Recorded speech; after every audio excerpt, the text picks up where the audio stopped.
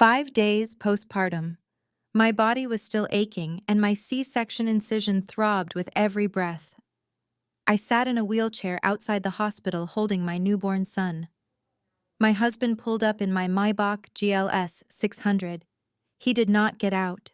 He just rolled down the window, threw a plastic MetroCard into my lap, and told me to take the bus home because he could not be late for a luxury dinner with his sister and her arrogant white husband.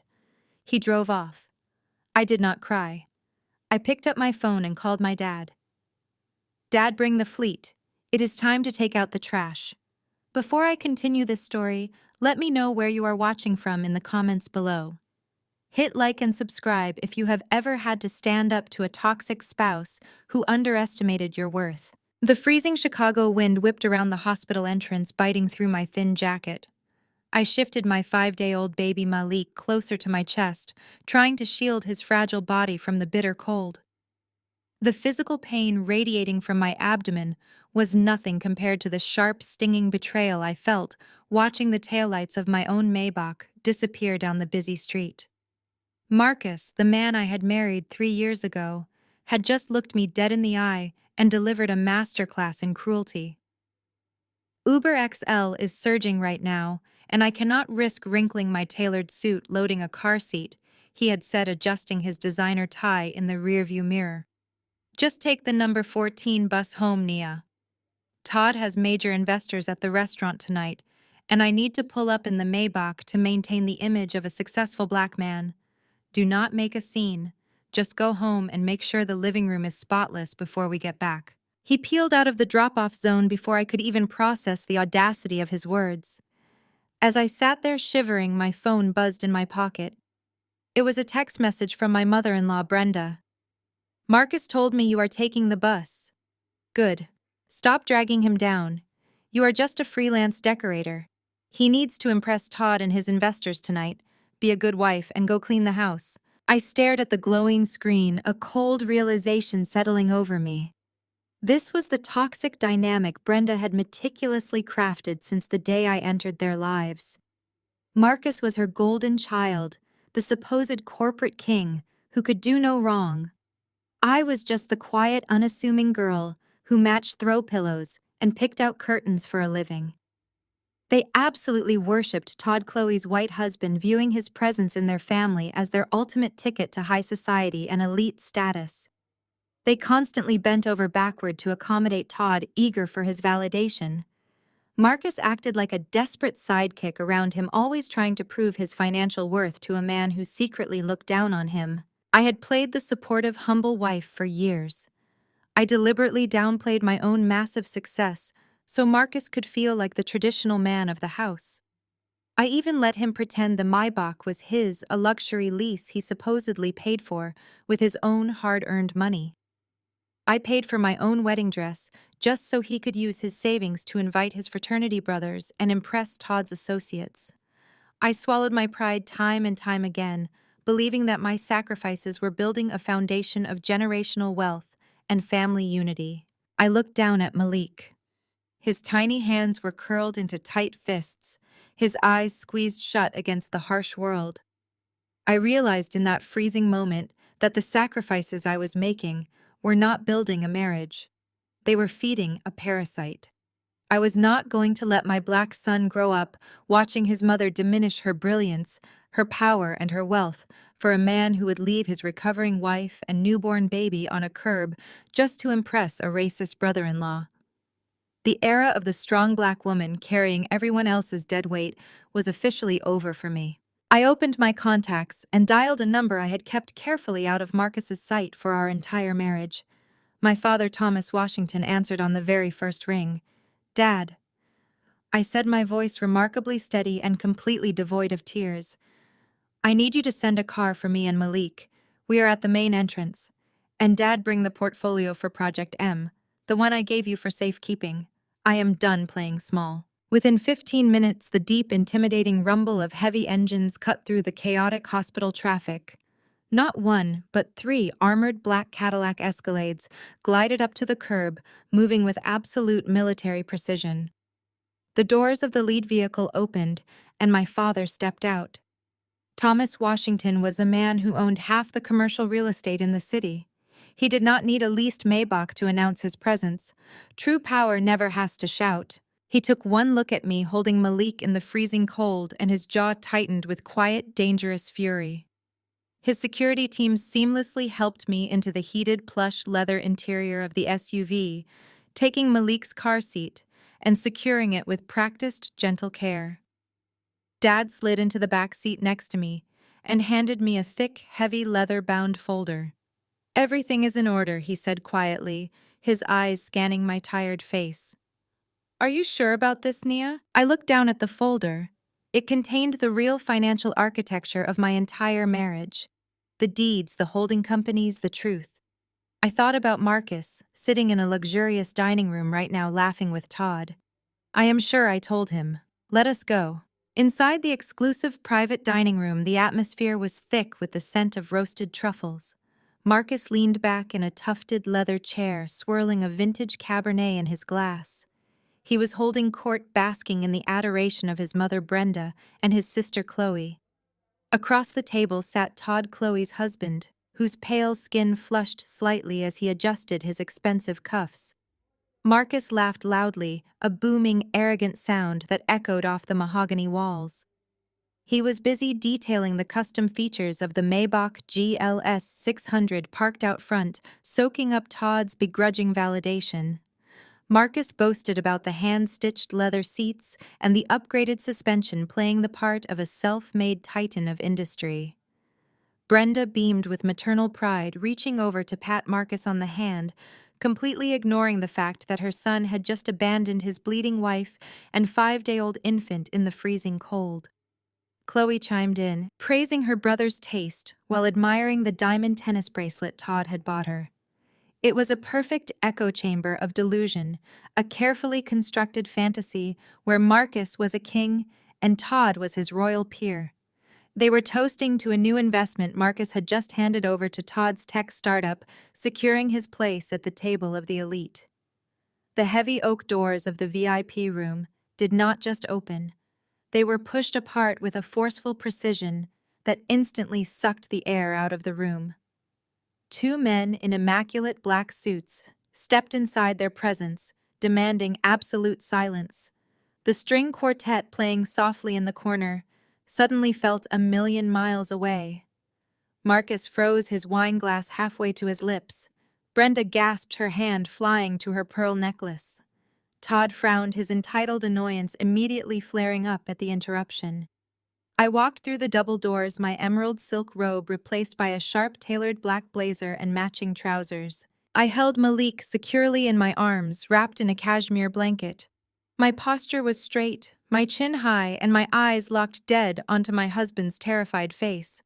There was no hesitation in my step. I did not look like the exhausted, discarded wife they expected to be on a city bus right now. I looked like the owner of the building. Marcus nearly choked on his wine. He slammed the glass down, spilling dark red liquid across the pristine white tablecloth. "Nia," he stammered, his voice cracking into a high pitch of panic. "What are you doing here? Who told you where we were?" Before I could open my mouth, Todd leaned back, crossing his arms with a look of mocking disgust. He let out a condescending sigh, looking at Marcus with pity. "Marcus, I thought you said your wife was at home recovering, bringing a crying baby to a high-stakes business dinner. You know you can take the girl out of the hood, but you really cannot force class on people. It is just not appropriate for this kind of establishment." Todd shook his head, offering a sympathetic look to Brenda, as if apologizing for my very existence. Brenda immediately jumped to Todd's defense, her face contorting with rage. She stood up, pointing a manicured finger at me. "How dare you track us down and humiliate my son in front of his business partners? I told you to go home and clean. You are ruining a crucial networking evening for Marcus. You have no respect for his hard work." I did not yell. I did not cry. I did not react to the blatant racism dripping from Todd's mouth or the toxic enabling radiating from Brenda. I simply walked forward, my heels clicking sharply against the hardwood floor. I reached into my designer bag, pulled out the black leather billfold the restaurant manager had just handed me in the hallway, and slammed it down flat in the dead center of their table. The heavy thud made Chloe jump in her seat. "Sorry to interrupt your toast to high society, Todd," I said, my voice smooth and dripping with icy authority. "But my culture is paying for the broke men sitting at the table." I looked directly at Marcus, whose eyes were darting frantically between me and the leather folder. "Marcus, did you not tell your esteemed brother-in-law that this beautiful $5,000 dinner was just swiped on my credit card?" Todd scoffed, looking at Marcus for reassurance. "What is she talking about, Marcus? Tell your wife to stop making a scene." Marcus was sweating profusely now. A thick bead of perspiration rolled down his forehead. He let out a nervous laugh, trying to play it off for Todd and Chloe. "Naya, babe, stop joking around. We use a joint account. It is our money. Come on, let us go outside and talk about this." He reached out to grab my arm, trying to physically usher me out of the room and save his precious facade. I stepped back out of his reach. "A joint account," I repeated, letting the words hang in the air for a long, painful second. "That is really funny, Marcus, because I just called American Express from the back of my father's Cadillac. I canceled your supplementary black card 20 minutes ago. The card you just tried to hand the waiter to pay for this absurdly overpriced wine. You are drinking $500 wine on a $50,000 salary, Marcus. You do not have a joint account with me. You have an allowance and I just cut it off." The silence in the room was absolute. Brenda's jaw dropped open. Chloe stopped admiring her bracelet, her eyes wide with shock.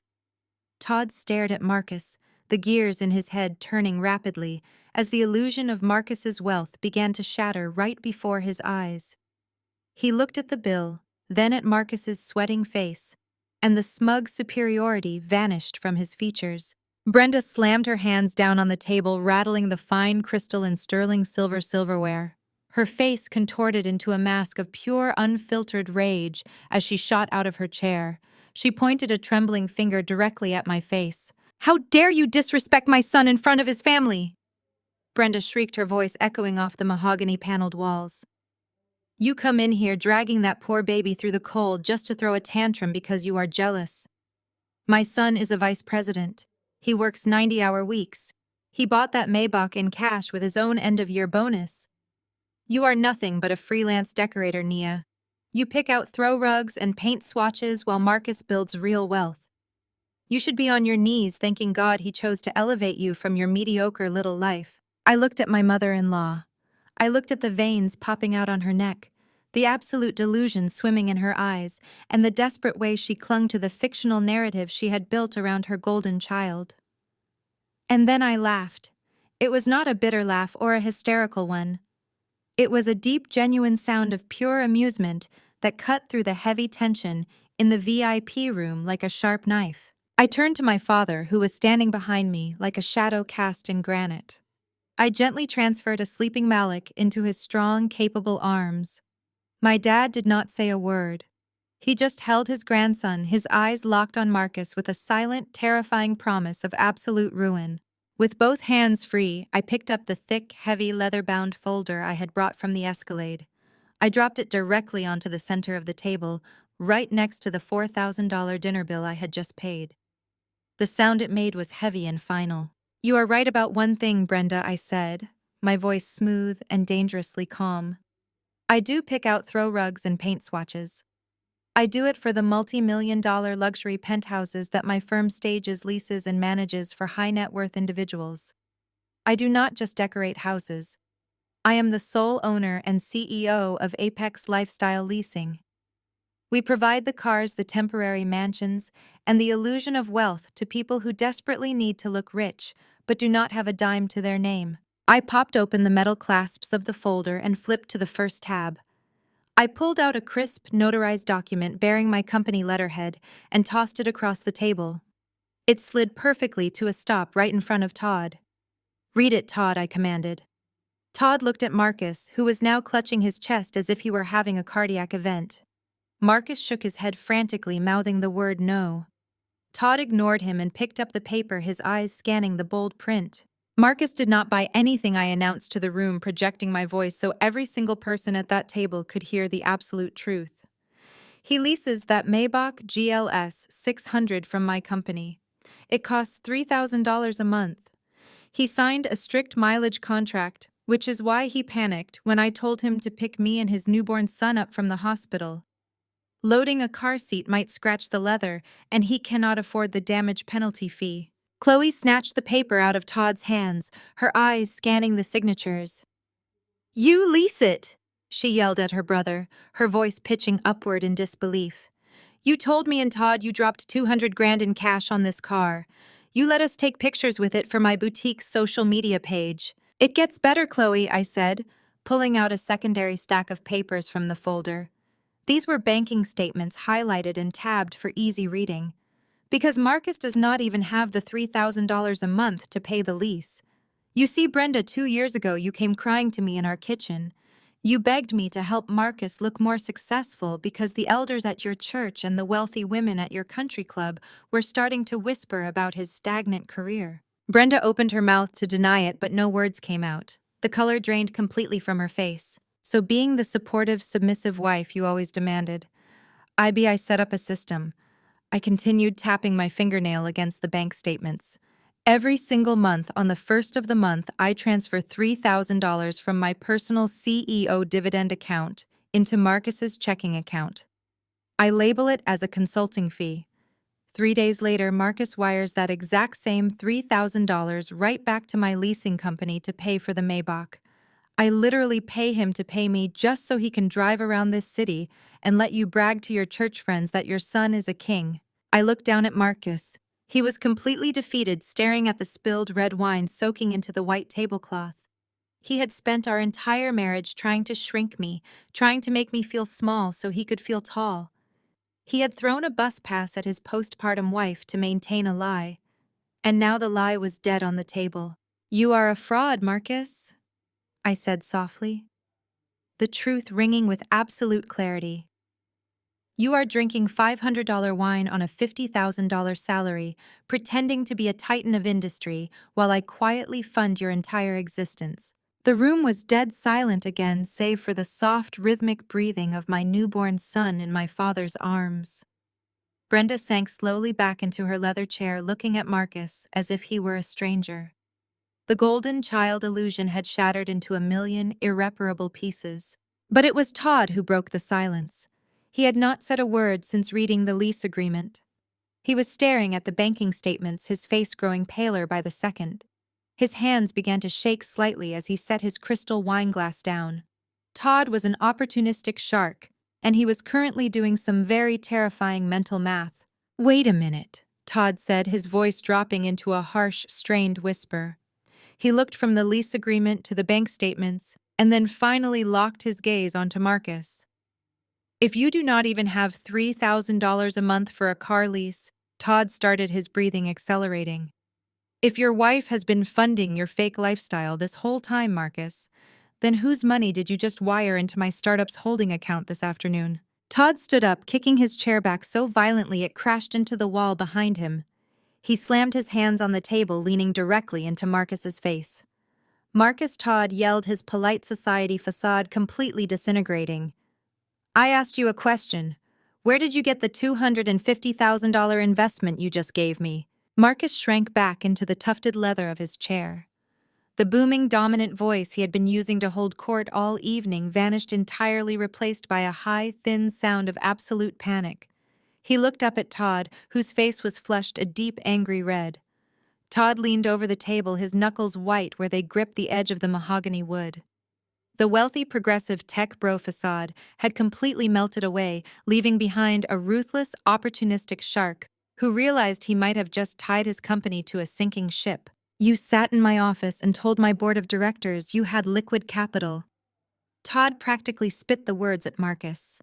"You looked my investors in the eye and swore you were bringing clean, unencumbered funds to our seed round. Where did that $250,000 come from, Marcus?" Marcus frantically tried to rebuild his shattered alpha male persona.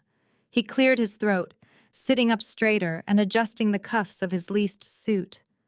He tried to force his voice into a lower, calmer register, the tone of a seasoned executive handling a minor misunderstanding. "Todd, man, you need to lower your voice," Marcus said, looking around nervously at the closed double doors, as if the restaurant staff might overhear his humiliation. "I am an investor. The money cleared your accounts yesterday morning. I transferred liquid funds just like I promised. I am a silent partner now. You do not need to worry about my personal accounting methods. We are family right. We keep business and family separate." I did not let Todd answer. I stepped forward, the sharp click of my heels echoing like a ticking clock in the silent room.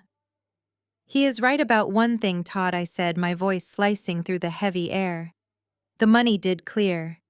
But you absolutely need to worry about his accounting methods." I reached into the thick leather folder still resting on the table. My father, standing stoically by the door with my sleeping son, shifted his weight, his eyes never leaving Marcus. I pulled out a heavy stack of legal documents, the pages stapled together with a bright blue notary seal, glaring from the top corner. I did not toss this one. I placed it deliberately in front of Todd, right over the spreading stain of the spilled Cabernet. "Tell them, Marcus," I commanded, keeping my eyes locked on my husband. "Tell your mother and your esteemed brother-in-law exactly how you funded your way into their elite little circle." Marcus looked at the blue seal on the documents, and all the remaining color drained from his face. He looked like a man standing on the trap door of a gallows. He opened his mouth, but only a pathetic, breathless wheeze came out. Brenda, ever the delusional protector, stood up again. She pointed an aggressive finger at me, her bracelets clinking noisily. "Stop interrogating my son. He used his savings. Marcus has always been a brilliant saver.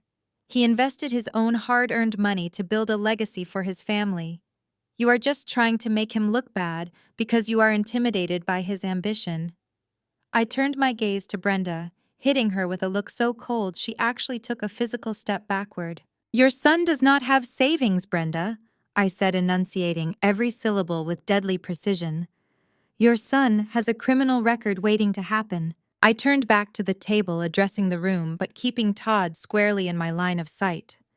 3 years ago, at the age of 28, I bought a 4-bedroom home in the historic Oak Brook district. I bought it outright solely in my name, before I even let Marcus put a ring on my finger. It was my asset, my equity, and my security. When we got married, Marcus moved in with 2 duffel bags and a mountain of credit card debt that I quietly paid off so we could start with a clean slate. I paused, letting the reality of their golden child sink in.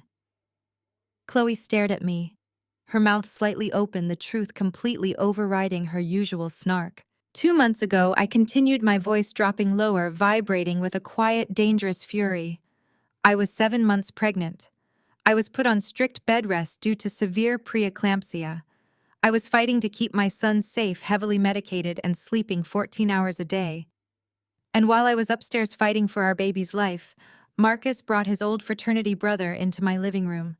A fraternity brother who happens to be a licensed notary with incredibly flexible morals. Marcus buried his face in his hands, resting his elbows on the table. He was trembling. "Marcus took the original deed to my house," I said, tapping the documents in front of Todd. "He forged my signature on a second mortgage application. He used my immaculate credit score, my hard-earned equity, and a corrupt notary to pull exactly $250,000 in cash out of my property. He literally stole $250,000 from his pregnant wife while she was sleeping, just so he could hand it over to you, Todd, and buy a seat at a table where he never belonged." "No," Brenda shrieked, her voice echoing shrilly off the walls. She grabbed Marcus by the shoulder, shaking him. "Tell her she is lying, Marcus. Tell them you would never do something so wicked. You would never commit a felony. You are a man of God. She probably signed those papers and forgot because of her pregnancy hormones." I did not even look at Brenda. I kept my eyes on Todd. "We had a forensic handwriting analyst review the documents yesterday morning," I said smoothly. "And my father's legal team already paid a visit to Marcus's fraternity brother." Faced with losing his license and doing federal time, he sang like a bird. He confessed on tape, signed a sworn affidavit, and handed over the digital communications where Marcus planned the entire forgery. Chloe slumped back in her chair, pressing her hand over her mouth. "Oh my God," she whispered, looking at her brother as if he were a monster. You forged a mortgage. You stole from her. Todd, however, was having a completely different reaction. He had been staring at the mortgage documents, his eyes darting back and forth as he processed the information. He was a ruthless venture capitalist, and morality meant absolutely nothing to him if his bottom line was secure. Slowly, the panic left Todd's face. He stood up straight, smoothing the lapels of his tailored suit jacket. He took a deep, steadying breath, running a hand through his perfectly styled hair. He looked at Marcus with utter disgust, then turned his gaze to me. The arrogant, condescending smirk returned to his lips. "Well," Nia Todd said, his voice dripping with corporate superiority, "that is a truly tragic story. It really is. I am incredibly sorry to hear that your husband is a common criminal who took advantage of your medical condition. It is deplorable." Todd picked up his napkin, casually wiping a drop of spilled wine from his expensive watch. However, he continued his tone, turning brisk and businesslike. The wire transfer was fully executed by the bank. The capital was deposited into my holding company yesterday morning, and the shares have already been legally issued to Marcus's LLC. The transaction is complete. Todd dropped the napkin onto the table and looked at me with cold, dead eyes. So as terrible as this forgery business is, the funds have cleared my accounts. I am entirely insulated from how Marcus procured the capital. It sounds to me like a you-two marital problem. You should probably call a divorce lawyer, but do not expect me to return a single cent of that investment. Todd breathed a heavy sigh of relief, clearly believing he had just outmaneuvered me. He thought he was the smartest person in the room. He thought he got to keep the stolen money and wash his hands of the mess. I looked at Todd. I looked at his arrogant stance, his smug smile, and the absolute certainty that he had won. I let a slow, terrifying smile spread across my own face. I leaned forward, resting my hands flat on the table, closing the distance between us. "Actually, Todd," I said, my voice dropping to a whisper that commanded the entire room, "it is a you problem." Marcus could not form a single coherent word. He opened his mouth, but only a pathetic, high-pitched wheeze escaped his throat. He looked like a cornered animal, his eyes darting wildly around the VIP room as if searching for a hidden exit. Todd did not wait for a response. The realization that he had just accepted $250,000 in stolen, fraudulently obtained funds from his own brother-in-law hit him like a freight train. But Todd was a predator in the tech venture capital world, and predators do not surrender when cornered. They attack. Todd abruptly turned his back on Marcus, dismissing him entirely as the broken liability he was. He pivoted toward me, his face hardening into a mask of arrogant, aggressive authority. He adjusted the lapels of his custom suit, puffing out his chest, as if physical size could intimidate me. He took a slow, deliberate step forward, planting his hands on his hips. The polite, progressive facade he wore to family gatherings was completely gone, replaced by the ruthless condescension of a man who believed he was intellectually superior to everyone in the room, especially a black woman. "Listen to me very carefully, Nia," Todd said, his voice dropping into a harsh, patronizing lecture. "I do not care how many throw pillows you match, what little leasing company you run, or what kind of marital squabble you and Marcus are having. You are clearly out of your depth here. You are throwing around big words like forgery and wire fraud, but you have zero understanding of how high-level corporate finance actually works." He offered a cold, mocking smile, glancing quickly at Chloe to ensure she was watching him take control of the situation. That $250,000 was an irrevocable capital injection. Todd continued, aggressively enunciating his financial jargon, as if speaking to a slow child. "It was executed through a blind wire transfer directly into my Series A capitalization fund. That means the money is legally protected behind a fiduciary firewall. My LLC operates behind an impenetrable corporate veil in the state of Delaware. So while I am truly sorry that your husband played you for a fool and leveraged your little house, that capital is now fully vested. It is my money. It is legally binding. It is untouchable. And if you or your father's lawyers try to claw back a single cent, I will bury your interior design business in so much retaliatory litigation, you will be staging studio apartments for minimum wage." He crossed his arms, leaning back on his heels, thoroughly satisfied with his performance. He truly believed he had just delivered a legal checkmate. He thought he could bury me in corporate buzzwords and walk away with $250,000 of my stolen equity. I did not flinch. I did not raise my voice. I simply reached forward, picked up my glass of sparkling water, and took a slow, deliberate sip. I let the silence stretch, forcing Todd to stand there in his arrogant pose, while the tension in the room ratcheted up to a suffocating level. My father, still standing by the door cradling my sleeping son, let out a low, dark chuckle that made the hair on the back of Todd's neck stand up. I set the glass down. A fiduciary firewall. I repeated, letting a dry, amused smile touch the corners of my mouth. A Delaware corporate veil. Irrevocable capital injections. Todd, it is genuinely adorable how you memorize these venture capitalist buzzwords to sound intimidating. It reminds me of the Thanksgiving dinners where you would corner me in the kitchen, loudly mansplaining crypto investments and hustle culture, completely unaware that I personally owned the commercial high-rise where you were currently begging for a rent extension. Todd's smug smile faltered, his arms uncrossed, falling stiffly to his sides. You think you are the smartest person in the room because you set up a subsidiary shell company to hide your liabilities, I said, my voice cutting through the air with surgical precision. You did not wire that money into your main tech startup account, Todd. You instructed Marcus to wire the stolen equity into a separate holding company called Stratus Financial Partners. You did that because your primary tech startup is drowning in debt, and you wanted to shield this new cash injection from your current, very angry seed investors. Todd's face drained of color. The arrogant flush vanished, leaving behind a sickly, chalky white. How do you know the name of my holding company? He demanded, his voice suddenly lacking all of its previous bass. I know the name of your holding company because I do not just decorate living rooms, Todd. I fired back, stepping directly into his personal space. I am a forensic asset manager.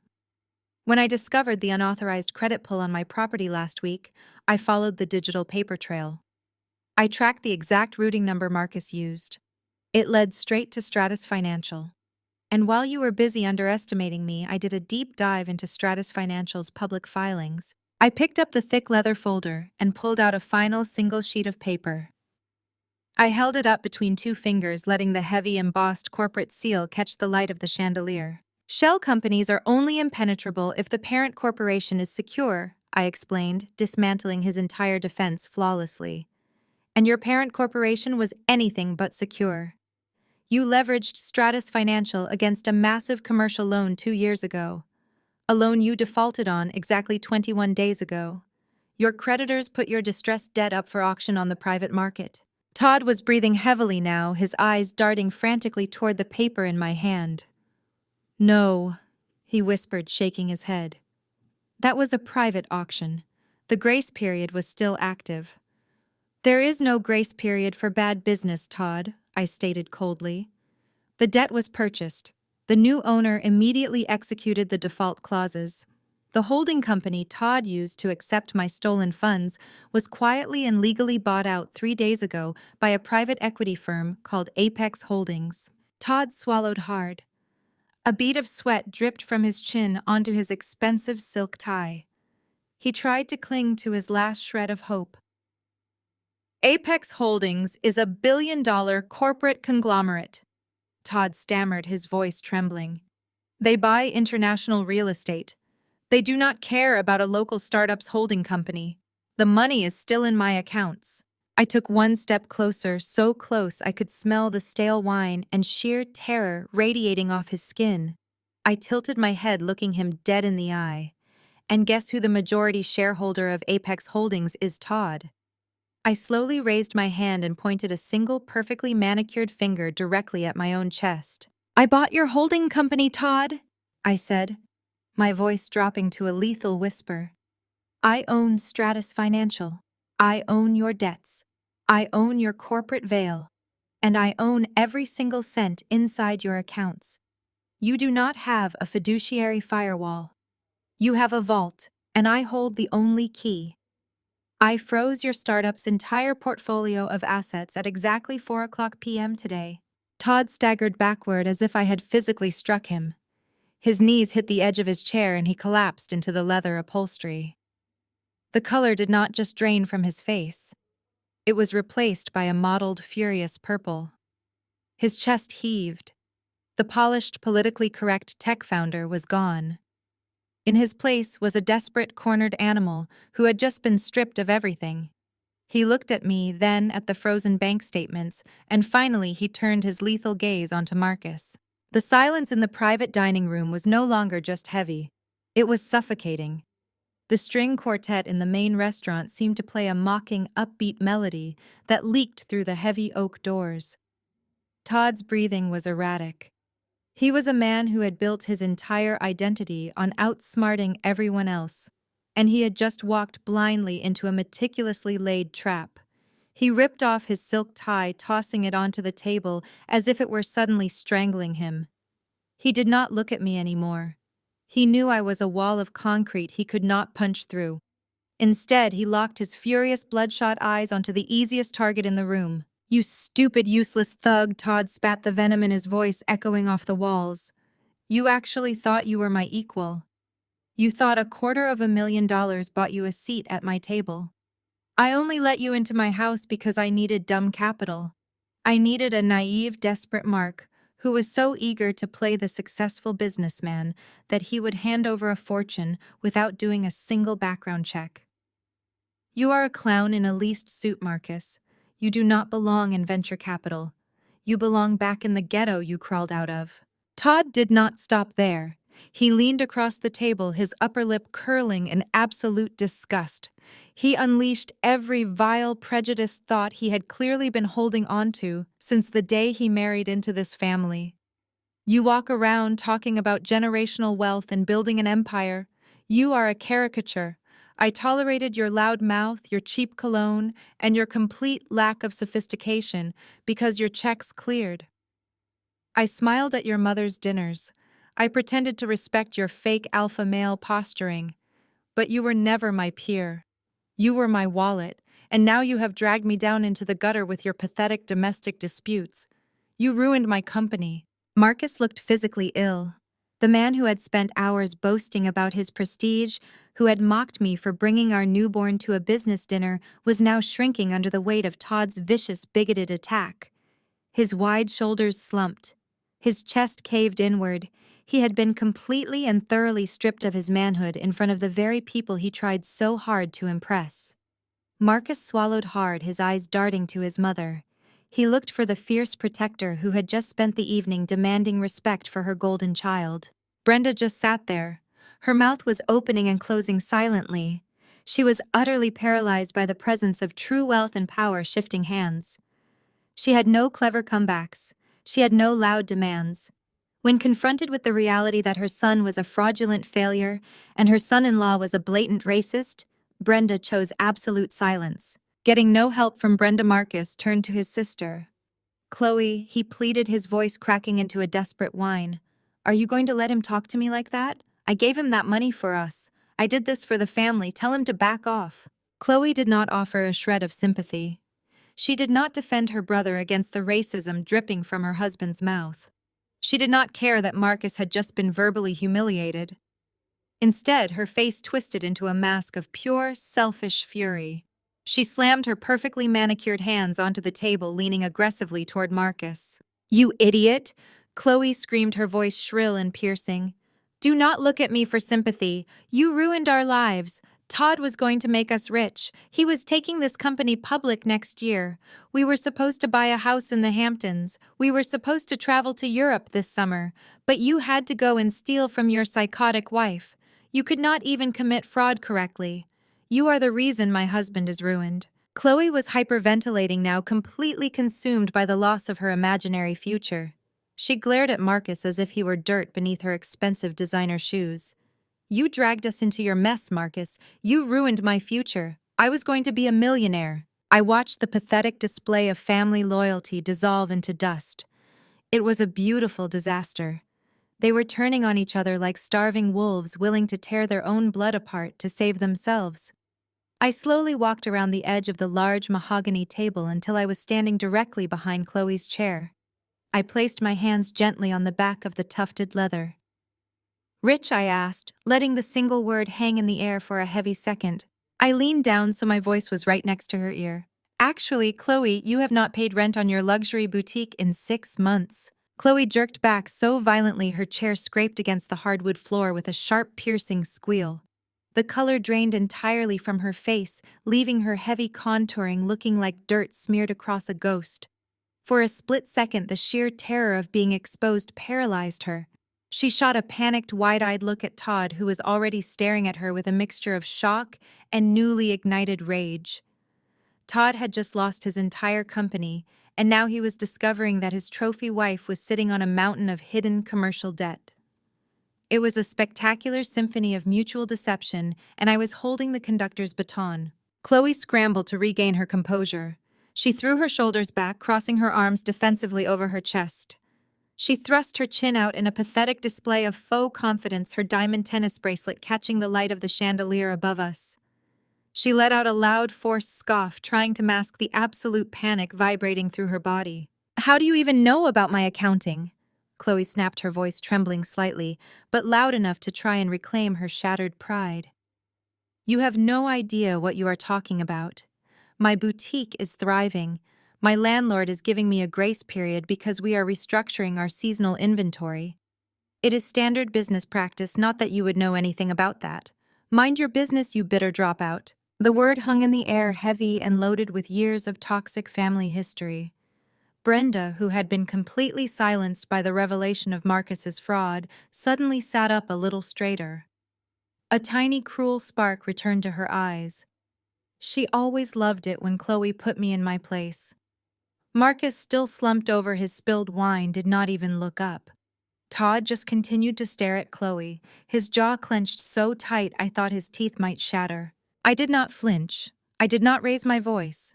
I simply let a slow, predatory smile spread across my face. I walked slowly around the edge of the large mahogany table, the sharp click of my heels breaking the suffocating silence of the VIP room. I stopped right beside Chloe's chair. She tried to maintain her fierce glare, but her lower lip was trembling. "A bitter dropout," I repeated, tasting the words, letting them echo in the quiet room. "That is exactly what you called me 5 years ago at your lavish engagement party. Do you remember that night, Chloe? You stood up in front of 200 high society guests, clinking your crystal champagne glass, and made a hilarious little speech. You told everyone I was the family's cautionary tale. You told Todd's wealthy relatives that I was a failure because I walked away from my traditional master's degree in architecture to start a staging company out of a rented, unheated garage." I took a step closer, my voice dropping into a smooth, icy register. "You laughed right in my face." I continued, my gaze locking onto hers. Brenda laughed. Marcus laughed. "You told everyone I lacked the pedigree for high society. You said I lacked discipline and vision. You said I would always be playing house with cheap furniture while you built an international fashion empire with Todd's money. You made sure every single person in that ballroom knew I was just a college dropout who would never amount to anything." Chloe swallowed hard, pressing her back firmly against her chair as if trying to merge with the leather. She glanced at Brenda for help, but Brenda was too busy staring at the black leather folder in my hands, terrified of what was coming next. "But here is the thing about dropouts, Chloe," I said softly. "We have to work twice as hard to prove everyone wrong. While you were busy spending Todd's imaginary tech money on overpriced imported silk and handmade leather bags you could not sell, I was taking the profits from my little staging company and investing them quietly. You see, I did not just stage the luxury penthouse suites in the downtown commercial district. I wanted real, tangible power. So I took my dropout money and I started buying the retail spaces on the ground floors." I reached into the thick leather folder one final time. I pulled out a stark, bright yellow document with a bold red stamp glaring across the top header. It was not a lease agreement. It was a formal, notarized court order. I dropped it flat onto the table, sliding it gently until it bumped right against Chloe's manicured hands. Chloe looked down. Her eyes darted across the bold red letters. Notice of eviction. The color that had rushed to her face completely vanished again. Her mouth opened, but she could not draw enough air into her lungs to form a word. Todd leaned over, reading the document upside down. He let out a harsh, bitter laugh, running his hands over his face in total defeat. "I am your landlord, Chloe," I announced, my voice echoing with absolute, undeniable authority. "I bought that entire commercial building last year through a blind corporate trust. I am the one who reviews your dismal quarterly earnings. I am the one who instructed the property manager to extend that generous 30-day grace period, because I wanted to see just how deep your delusions went. And I am the one who pulled the plug." I leaned down, placing both hands firmly on the table, bringing my face level with hers.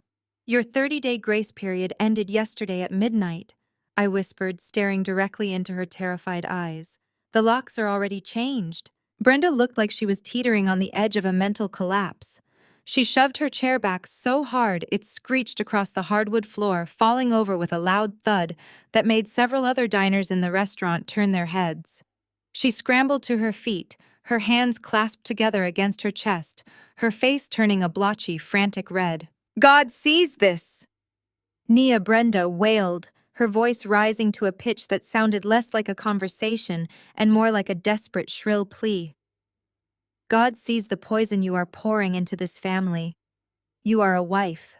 You are bound by the holy vow of marriage to support your husband, to build him up, to submit to his leadership. This pride, this rebellion, it is a sickness of the soul. You will go home tonight, you will pack your bags, and you will leave Marcus's house. You have forfeited your right to be a part of this family." She began to pace the length of the private room, her hands waving in the air as if she were trying to swat away demons. She loudly began to recite a prayer, her voice trembling with manufactured piety. "Lord, deliver my son from this Jezebel spirit," Brenda shouted, drawing even more attention from the staff hovering outside the door. "Grant him the strength to cast out this bitterness." I welcomed her into this prestigious family with open arms when Marcus was lonely. I accepted her, I treated her like a daughter even when I knew she came from nothing. And this is how she repays my kindness. She turned on me, her eyes wet with self-righteous tears, pointing a shaking finger at my chest. "You think you are so clever with your little staging firm and your money. You are a guest in our world. You are a guest in Marcus's home. You have no blood connection to the respect this family commands. I gave you the status of an Anderson. I gave you a name. And you have proven today that you are unworthy of the privilege. Pack your things and leave Marcus's house immediately." I did not move. I did not blink. I felt the familiar weight of Brenda's toxic gaslighting tactics trying to settle over my shoulders, but for the first time they felt completely weightless. I looked at her, really looked at her, and saw a woman who was terrified that her decades of social climbing were finally turning to ash. "Are you quite finished, Brenda?" I asked, my voice cutting through her frantic prayer, like ice water. "Because I find your sudden interest in my living arrangements fascinating, especially considering you have spent the last 3 years texting me every other day, begging me to let Marcus move you out of your assisted living facility and into the master suite of our home." Brenda stopped pacing, her mouth snapping shut. The room went deathly quiet. I looked at her, smiling thinly. "You hate me, Brenda. You always have. But you loved my mortgage payment. You loved the extra cash flow. You loved the status of living with a high-earning daughter-in-law who could afford the designer clothes you wore to your church socials. So let us stop the theater." I took a slow step toward her. "I am not leaving Marcus's house," I said, my voice dripping with power. "And that is not because I want to be his wife. It is because that house is in my name, and I am the one who pays the property taxes, the utilities, and the insurance. If anyone is leaving that house, Brenda, it is going to be your son. And if you keep screaming at me, I will make sure the next place you live is not a luxury suite in my house, but a studio apartment in the worst part of the city." Brenda stood trembling, her face a mixture of rage and terror. She looked at Marcus, then at Chloe, searching for some kind of reinforcement, some kind of defense. But Chloe was staring at her own reflection in the darkened window, seemingly paralyzed by the news that her boutique was effectively bankrupt. I turned back to the table, ready to finalize the destruction of this pathetic, lying facade. But before I could speak again, a heavy, calm voice rumbled from behind me, grounding the entire room in a way I had not experienced in years. "Brenda," my father said. He was still standing by the door, his posture relaxed but radiating an aura of absolute authority. He gently rocked my sleeping son in his arms, his gaze fixed on Brenda with a cold, terrifying intensity that made the room seem to shrink. Brenda, he repeated, his voice low, measured, and stripped of all the polite, submissive social niceties I usually saw him employ. You really want to talk about prestige and church morals tonight? You really want to drag God into this conversation while we are standing in the wreckage of your son's criminal life? My father took one slow, deliberate step toward the table. The floorboards seemed to groan under his weight. I have watched you stand there for the last 20 minutes. My father continued, his voice vibrating with restrained fury. I have watched you lie. I have watched you deflect. And I have watched you insult the mother of your own grandson. You speak of hierarchy. You speak of submission. I find it fascinating that you think you have any standing here at all. He looked at the group of people sitting at the table, his expression one of profound disappointment. I built a career in corporate law and private investigation that has seen men much more powerful than any of you brought to their knees, my father said, his tone conversational but lethal. I know exactly how much Marcus earns. I know exactly what your boutique turns over, Chloe. And I know exactly what kind of charity you run, Brenda. My father paused, leaning slightly over the table, bringing his face into the light. Brenda, he whispered, every word clear and sharp. Do you want me to start reading from the file I have here about your church's charity fund, the one where you have been siphoning donations for the last 5 years to pay for your gambling addiction at the casino in the city? Do you really want to talk about church morals tonight? Brenda's jaw snapped shut so fast I actually heard her teeth click. The pious holy roller act evaporated from her features, replaced instantly by the raw, naked terror of a woman staring directly into her own grave. She took a stumbling step backward, bumping into the edge of the dining table. The heavy gold cross she wore around her neck swung violently against her chest, a sudden mocking contrast to the criminal reality my father had just exposed. My father did not raise his voice. He did not need to. He stood by the heavy oak doors of the private dining room, rocking Malik gently against his shoulder. His presence filled the room, casting a long, dark shadow over the remaining shreds of the Anderson family's arrogance. He stepped forward into the warm light of the chandelier. His tailored suit immaculate, his expression carved from stone. He was the epitome of the real quiet power that Marcus and Todd had spent their entire lives desperately trying to imitate. You thought I was just a retired lawyer who liked playing with his grandson. My father said, his voice a low, steady rumble that commanded absolute silence. You thought because I sat quietly at your Sunday dinners and listened to you brag about your church leadership that I was blind to the rot underneath. He stopped a few feet from Brenda. She was visibly shaking now. The aggressive matriarch who had just ordered me to pack my bags and submit to her fraudulent son was completely gone. Do not do this, Thomas, Brenda whispered, her voice cracking. Her hands fluttered nervously, reaching out toward him in a pathetic begging motion. Please, not here, not in front of the children. Your children are thieves, Brenda, my father replied coldly, his gaze flickering briefly to Marcus and Chloe before locking back onto her. And the apple clearly did not fall far from the tree. You wanted to lecture my daughter about prestige. You wanted to use your faith as a weapon to demand submission. Let us talk about your faith. Let us talk about the Holy Redeemer Building Fund. Marcus jerked his head up from the table, his bloodshot eyes wide with confusion. Mom, what is he talking about? Marcus slurred, trying and failing to sound authoritative. Tell him to back off. My mother is a pillar of that church. Your mother is a parasite, my father corrected smoothly, not even bothering to look at Marcus. He shifted Malik into the crook of his left arm and reached into his breast pocket with his right hand. He pulled out a crisp white envelope and tossed it onto the table. It landed right next to the eviction notice I had given Chloe. 3 months ago, your church announced a massive fundraising campaign for the new youth center. My father said, his eyes never leaving Brenda's terrified face. They needed $250,000 to break ground. And miraculously, an anonymous angel donor stepped forward and provided the exact seed money they needed to secure the construction loan. You stood at the pulpit, Brenda. You cried. You thanked the Lord for his mysterious blessings. You told the congregation that God was rewarding your faithful leadership. Brenda let out a small, strangled sob. She reached out and gripped the back of Marcus's chair just to keep herself standing. I was the angel donor, Brenda. My father stated the words, dropping like anvils onto the hardwood floor. Marcus let out a choked gasp. Chloe covered her mouth with both hands. Todd, who had been completely checked out of the conversation, suddenly looked up, realizing the magnitude of the wealth he had tried to swindle. I made that donation through a blind trust. My father continued, his tone clinical and detached. And because I provided the majority of the capital, my corporate firm wrote a stipulation into the funding contract. A stipulation that required a mandatory private audit of all church accounts before the construction funds could be released. I demanded that audit last week. No, Brenda mouthed, shaking her head frantically. No, Thomas, please.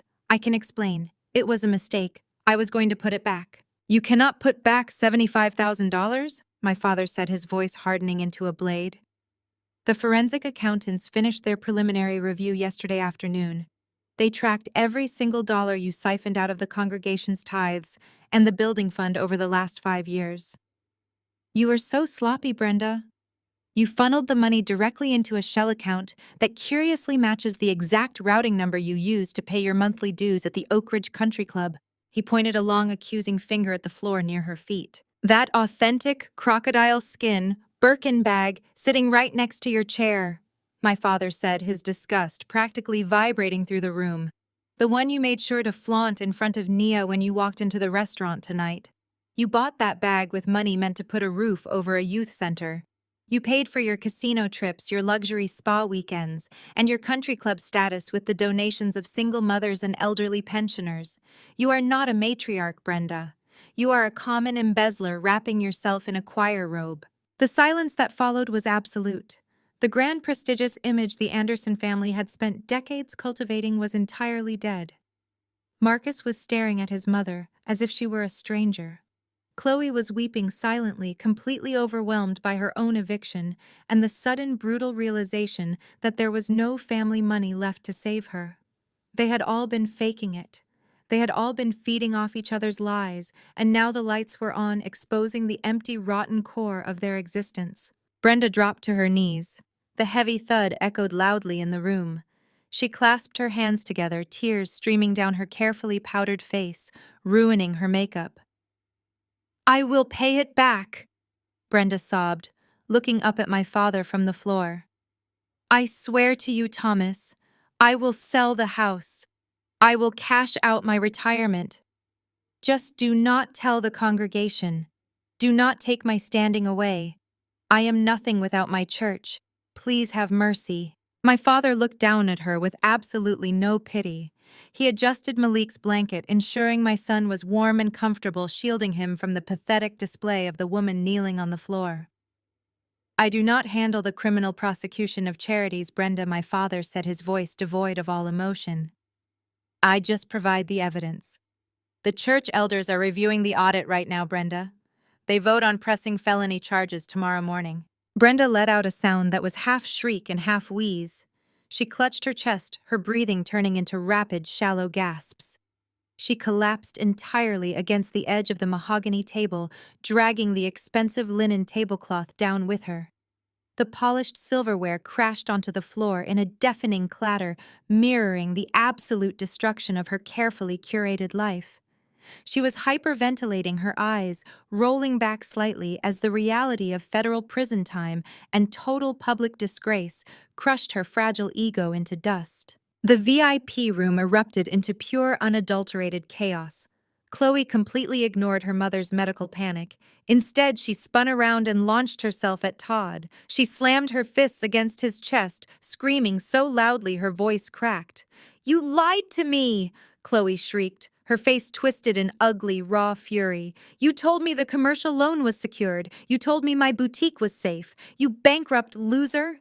I married you for security and you let this dropout steal my business right out from under me." Todd grabbed her wrists, shoving her back violently. He was sweating profusely, his eyes darting frantically toward the exit. "Shut up, Chloe!" Todd snarled, his voice trembling with a terrifying blend of rage and terror.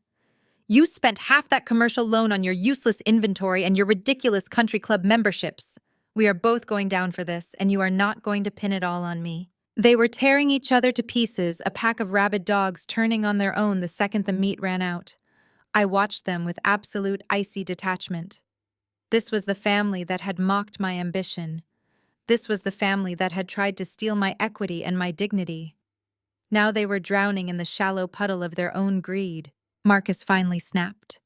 He looked at his mother gasping for air on the floor, his sister physically fighting her ruined husband, and his entire financial future sitting in the black leather folder under my hand.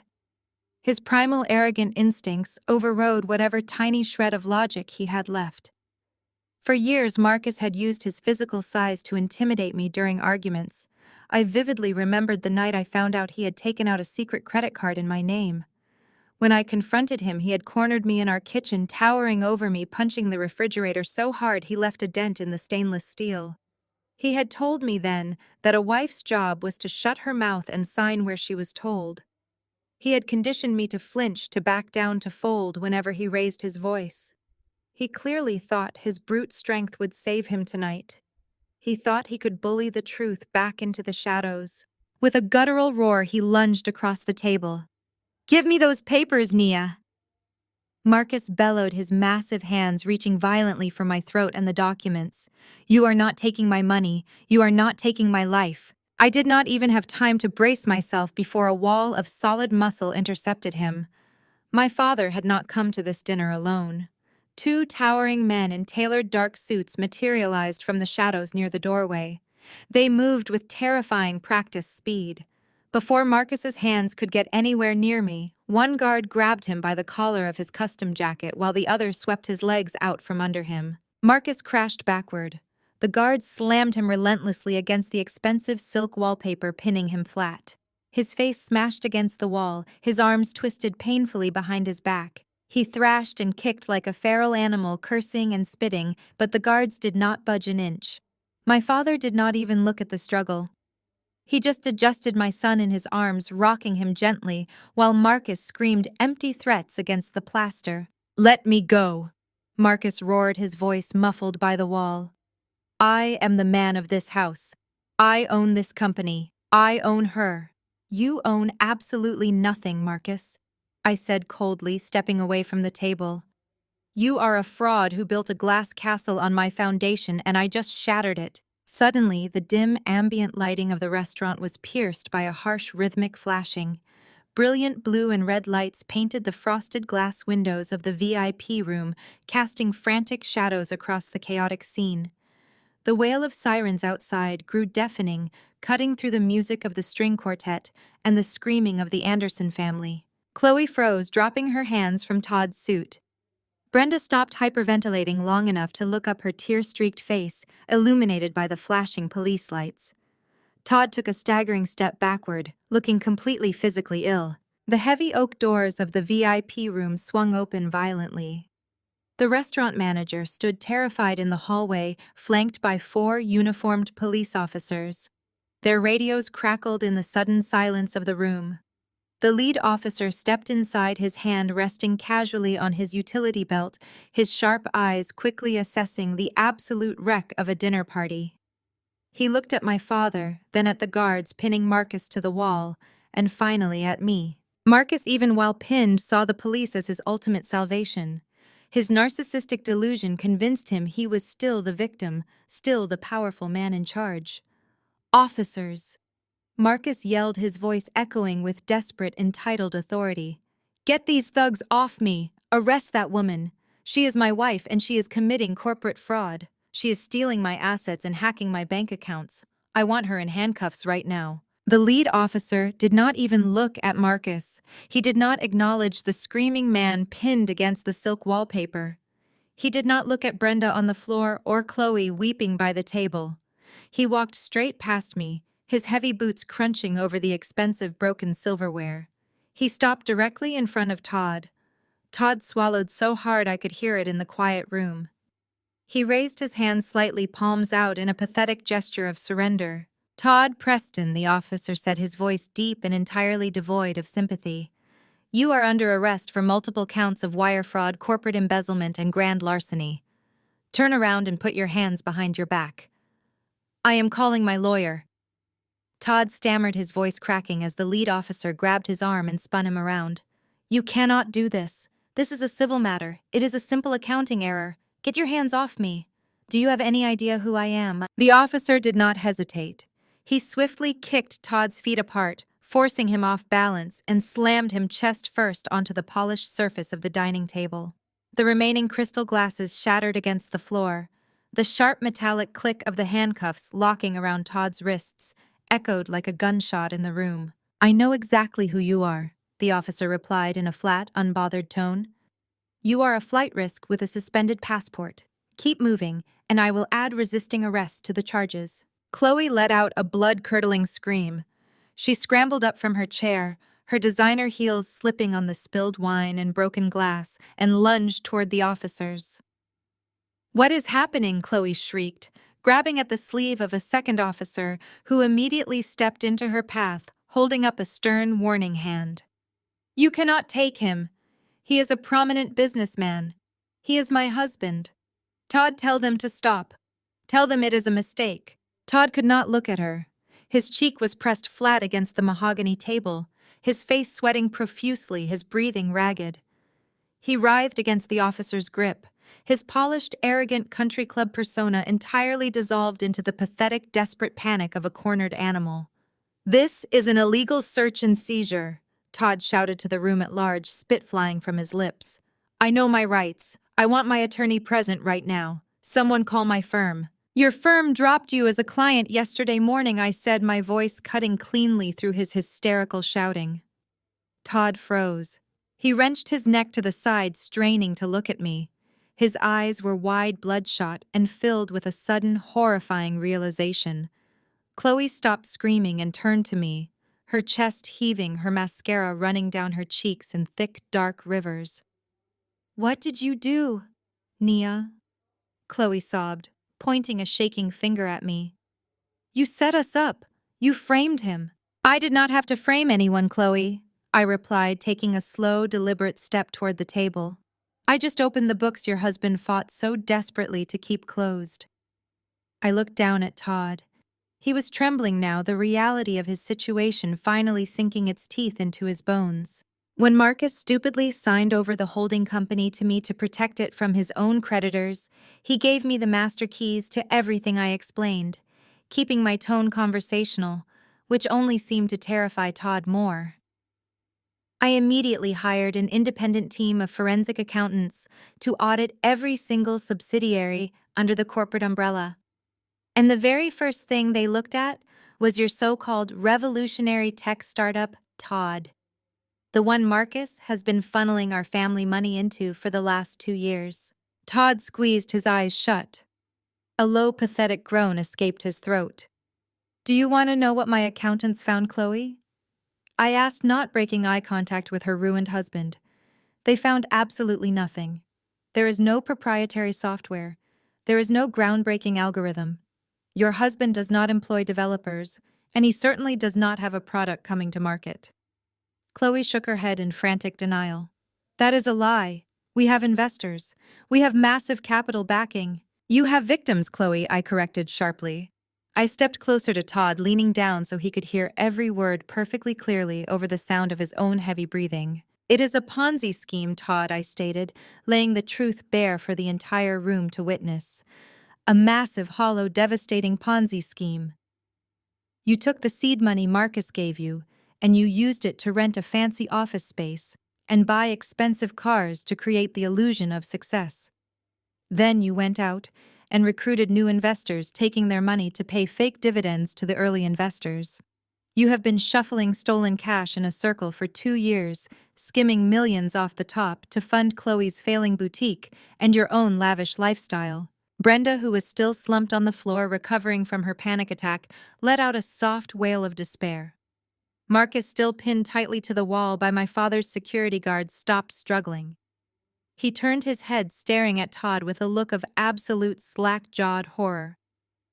You used me, Marcus whispered, his voice hoarse. You told me the returns were guaranteed. I did not just audit the company. Todd, I continued, my voice growing colder, more lethal. I audited your client list. And that is when I found out exactly what kind of monster you really are.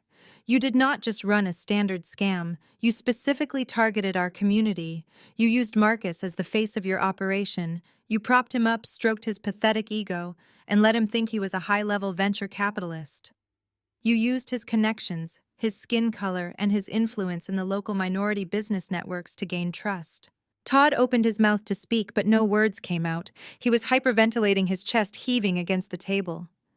You preyed on dozens of minority investors, I said, the righteous anger finally bleeding into my words. You targeted hard-working people who trusted Marcus, people who wanted to build generational wealth for their families. You sat in their living rooms, you drank their coffee, and you systematically stole their life savings to pay for your country club memberships. You are insane! Todd gasped out, his voice barely a squeak. You cannot prove any of this. The ledgers are encrypted. The lead officer hauled Todd up from the table by his arms, forcing him to stand. Todd's legs buckled slightly, but the officer held him upright with an iron grip. You have the right to remain silent. The officer began, his voice booming over the chaos of the room, reciting the Miranda rights with practiced efficiency. Anything you say can and will be used against you in a court of law. I stepped right into Todd's line of sight, forcing him to look at me as the officer continued reading him his rights. I let a slow, terrifying smile spread across my face. You thought you could come into our community, use my husband's insecurities, and steal our wealth. The FBI has your hard drives, Todd. The officers hauled Todd out of the private dining room without a shred of hesitation. His expensive custom leather shoes dragged heavily across the broken glass as he went completely limp, paralyzed by the sudden, terrifying collapse of his entire world.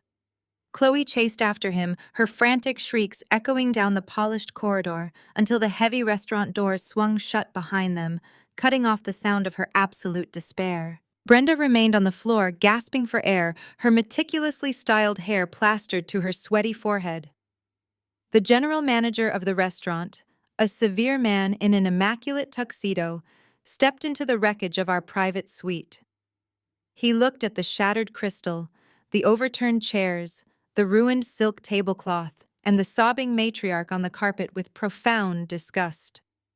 He turned to Marcus, his face a mask of cold professionalism, and informed him that the Anderson family was no longer welcome at this establishment. He demanded they vacate the premises immediately before he instructed the remaining officers to press charges for property damage and public intoxication. Marcus hauled his mother to her feet. Brenda could barely stand, leaning her entire body weight against her son as they began the long, agonizing walk of shame through the main dining area. I walked a few paces behind them, my father at my side, with Malik still sleeping soundly against his shoulder. The contrast between us was stark. The Andersons, who had strutted into the restaurant an hour earlier demanding respect and submission, were now scurrying out like rats fleeing a sinking ship. The wealthy patrons at the surrounding tables had completely stopped eating. They stared openly, whispering behind raised wine glasses as the disgraced matriarch and her humiliated son stumbled toward the exit. Brenda kept her head down, muttering incoherent prayers to a god she had actively stolen from, while Marcus glared fiercely at the floor, his jaw tight with suppressed rage. I held my head high, feeling the cool, refreshing rush of the night air as the valet opened the heavy glass doors to the upscale parking lot. The crisp evening breeze did nothing to cool Marcus's temper. The moment we were out of the public eye and standing on the pristine cobblestone of the valet lane, he dropped his mother's arm. Brenda stumbled slightly, catching herself against a concrete planter. The valet attendants had smartly backed away into the shadows, sensing the dangerous escalating domestic dispute. Marcus was trembling with a potent toxic mix of humiliation and fury. He spun around to face me, his chest puffing out in a pathetic, desperate display of dominance. He pointed a thick finger directly at my face. You think you won tonight? Nia. Marcus spat, his voice echoing loudly across the quiet, dimly lit parking lot. You think you can humiliate my mother? Ruin my brother-in-law and just walk away like you are completely untouchable? You forgot who you are talking to. I am your husband. I am the man of the house. I built you up from nothing. You were just a struggling decorator before you married an Anderson. I did not blink. I simply watched him unravel, letting him dig his own grave with his words. If you want to play dirty, we will play dirty, Marcus shouted, taking a threatening step forward. I will file for divorce tomorrow morning. I will drag you through the courts and bleed you dry. We live in a community property state, Nia. That means I take half of everything. I get half of your staging firm. I get half of the house. I get half of your bank accounts. You will be paying me alimony to maintain my lifestyle for the rest of your miserable life. I did not flinch. I just smiled a cold, sharp expression that made him hesitate in his tracks. You really should have read the documents you signed when you transferred the holding company to me, Marcus, I said, taking a slow, confident step toward him. You were so desperate to hide your assets from the creditors chasing your failed tech investments that you did not even bother to consult your own lawyer. You signed a post-nuptial agreement hidden right inside the transfer paperwork. Marcus froze. The arrogant sneer wiped completely off his face. You voluntarily waived all rights to community property, I explained, my voice ringing clear and lethal in the night air. You surrendered any claim to my business, my income, and the house. You legally separated our finances to protect yourself from bankruptcy, and in doing so, you handed me absolute, uncontested ownership of everything I have ever built. If you file for divorce tomorrow, the only thing you will walk away with is the designer suit on your back and the massive debt from your failed investments. You do not get half of my life, Marcus. You get nothing. Marcus stared at me, his mouth opening and closing silently as the catastrophic reality of his own signature finally registered in his brain. He had outsmarted himself. The sudden realization that he was completely legally broke hit him harder than a physical blow. His shoulders slumped, the facade of the powerful man of the house shattering into a million irreparable pieces. He turned away from me with a panicked grunt. He scrambled toward his prized possession, the sleek black Maybach, parked in the prime VIP spot, right in front of the restaurant doors.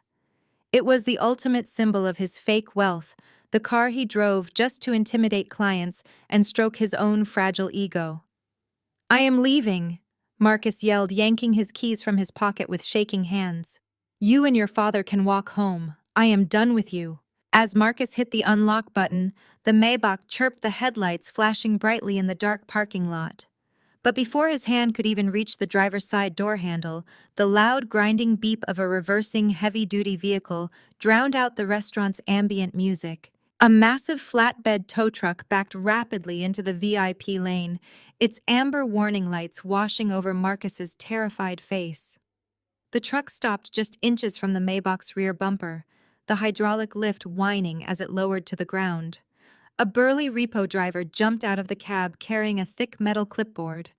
I reached into my purse, pulled out the heavy metallic spare key to the Maybach, and tossed it over Marcus's head directly to the driver. Repossessed due to breach of contract, I said.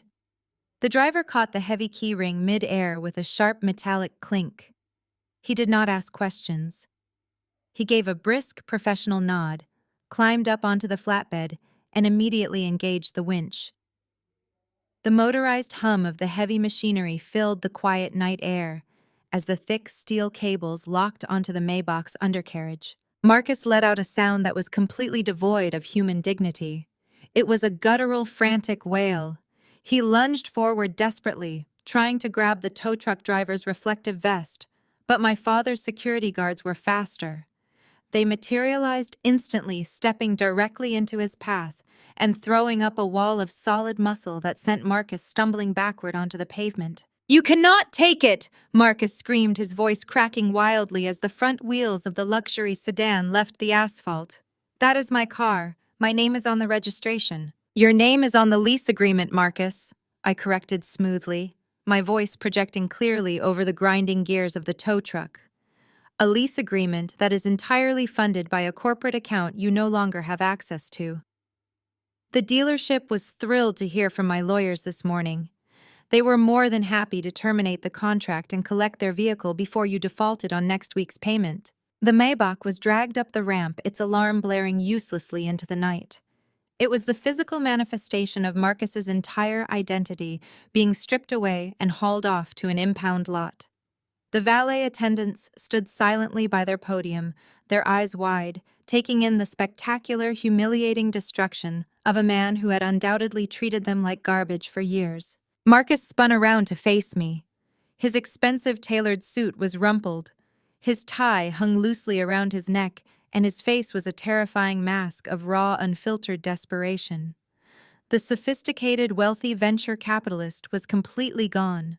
All that remained was a small, insecure man who had just been publicly castrated by the woman he thought he owned.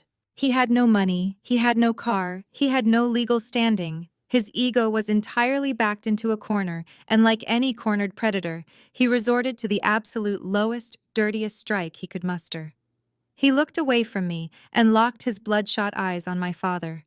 More specifically, he locked his eyes on the soft blue blanket wrapped around the sleeping newborn resting against my father's broad shoulder. Marcus's lips curled into a vicious, ugly sneer. "You think you are so perfect?" Nia Marcus barked, his voice carrying a malicious, vibrating edge that echoed off the concrete pillars of the restaurant exterior. "You think you can stand there and judge my family? You want to talk about fraud? Let us talk about your little staging firm. Let us talk about all those late nights you spent at the office." He pointed a shaking, accusatory finger directly at Malik. "That baby probably isn't even mine!" Marcus screamed, the venom in his voice, dripping with sudden manufactured conviction. "You were working late too much. You were probably sleeping with half your clients just to get your little business off the ground. You are nothing but a common gold digger trying to trap me with some bastard child." The entire upscale parking lot went completely, suffocatingly silent. The grinding of the tow truck ceased. The valets froze. Even the wealthy patrons lingering near the glass entrance doors seemed to stop breathing. It was an accusation designed to incite chaos, to humiliate me so profoundly that I would shatter and retreat. Brenda, who had been leaning heavily against a concrete planter, suddenly gasped loudly. It was an incredible, almost biological reaction. The woman had literally just been exposed as a federal embezzler facing imminent prison time, yet the mere scent of an opportunity to slut-shame me brought her entirely back to life. Her hypocritical piety snapped right back into place. "Lord have mercy!" Brenda cried out, pressing a dramatic hand to her chest. Her eyes darted around, making sure she had an audience. "I knew it. I always knew it, Marcus. I told you she was not our kind of people. A woman from her background coming into our prestigious family, of course she would stoop to this. She is a deceiver, Thomas. She has made a fool of my son and your entire family." She looked at my father, expecting him to react with outrage, expecting him to drop Malik or turn his formidable wrath onto me. My father did not move a single muscle. He simply looked at Marcus with an expression of such profound, icy disgust that it could have frozen the harbor. He gently rested his large hand protectively over Malik's small back, shielding him from the toxicity radiating across the pavement. I did not yell. I did not cry. I did not fall into the frantic defensive hysterics Marcus was so desperately hoping for. I just looked at him with absolute clinical pity. "You are so incredibly predictable, Marcus," I said, my voice dangerously calm, slicing through the tension like a scalpel. "You have absolutely no original thoughts in your head. The minute you lose your power, you revert to the exact same pathetic, fragile insecurities that make you so easy to manipulate." I walked slowly over to my father. I reached into the side pocket of the designer diaper bag slung over his other shoulder. The zipper glided open with a soft hiss in the quiet night air. "I figured you would eventually try to play this card." I continued, pulling out a crisp, folded piece of heavy stock paper. "Because a man who lies about everything assumes everyone else is lying too. I knew the second you realized you had no legal claim to my money, you would try to use Malik as leverage, or worse, try to deny him entirely just to hurt me." I took 2 steps toward Marcus and shoved the folded document squarely against his chest. He reflexively grabbed it, his eyes darting frantically to my face. "That is why I had a non-invasive prenatal paternity test done at 5 months. I stated, my words ringing with absolute crushing finality. Marcus's hands began to shake as he unfolded the heavy paper. The embossed seal of one of the most prestigious, irrefutable medical laboratories in the state gleamed under the parking lot lights. "Read the bottom line, Marcus," I commanded. He stared at the paper, his mouth slightly open, his eyes scanning the clinical data. The silence stretched out thick and heavy. "He is 99.9% yours," I said, stepping right into his personal space, my eyes locking onto his with terrifying intensity. "You are legally, biologically, and permanently tied to the child of the woman who just dismantled your entire life." Marcus looked up from the paper, his face completely devoid of color. He had nothing left, no car, no money, no leverage, and no lie left to hide behind. "But while we are talking about working late," I whispered, letting a cold, merciless smile touch the corners of my mouth, "let us talk about what your assistant Jessica has been up to on Thursday nights." Marcus swallowed hard, the remaining color draining from his face. His throat bobbed as he desperately tried to find moisture in his suddenly dry mouth. "Jessica," he croaked, his voice cracking on the syllables. "I have no idea what you are talking about. She is just an employee." Chloe, who had been standing frozen near the valet stand, suddenly snapped her head toward us. Her mascara-stained face twisted in profound confusion. "Jessica," Chloe echoed, taking a hesitant step forward. "My Jessica. What does my boutique partner have to do with any of this?" I kept my eyes locked on Marcus as I slowly opened the black leather folder in my hands. I flipped past the forensic accounting reports, the bank statements, and the corporate transfer documents. "Your so-called executive assistant, Marcus," I clarified, letting the words ring out clearly in the cold night air. "The same Jessica who supposedly co-owns that failing boutique with your sister. It turns out she has been exceptionally dedicated to keeping it afloat." Marcus lunged forward, a frantic, mindless attempt to grab the folder from my hands. Before he could even cross half the distance, my father's security guards stepped in smoothly, forming an impenetrable wall of broad shoulders and custom tailoring. Marcus crashed into them and bounced back, stumbling awkwardly on the pavement. I did not even flinch.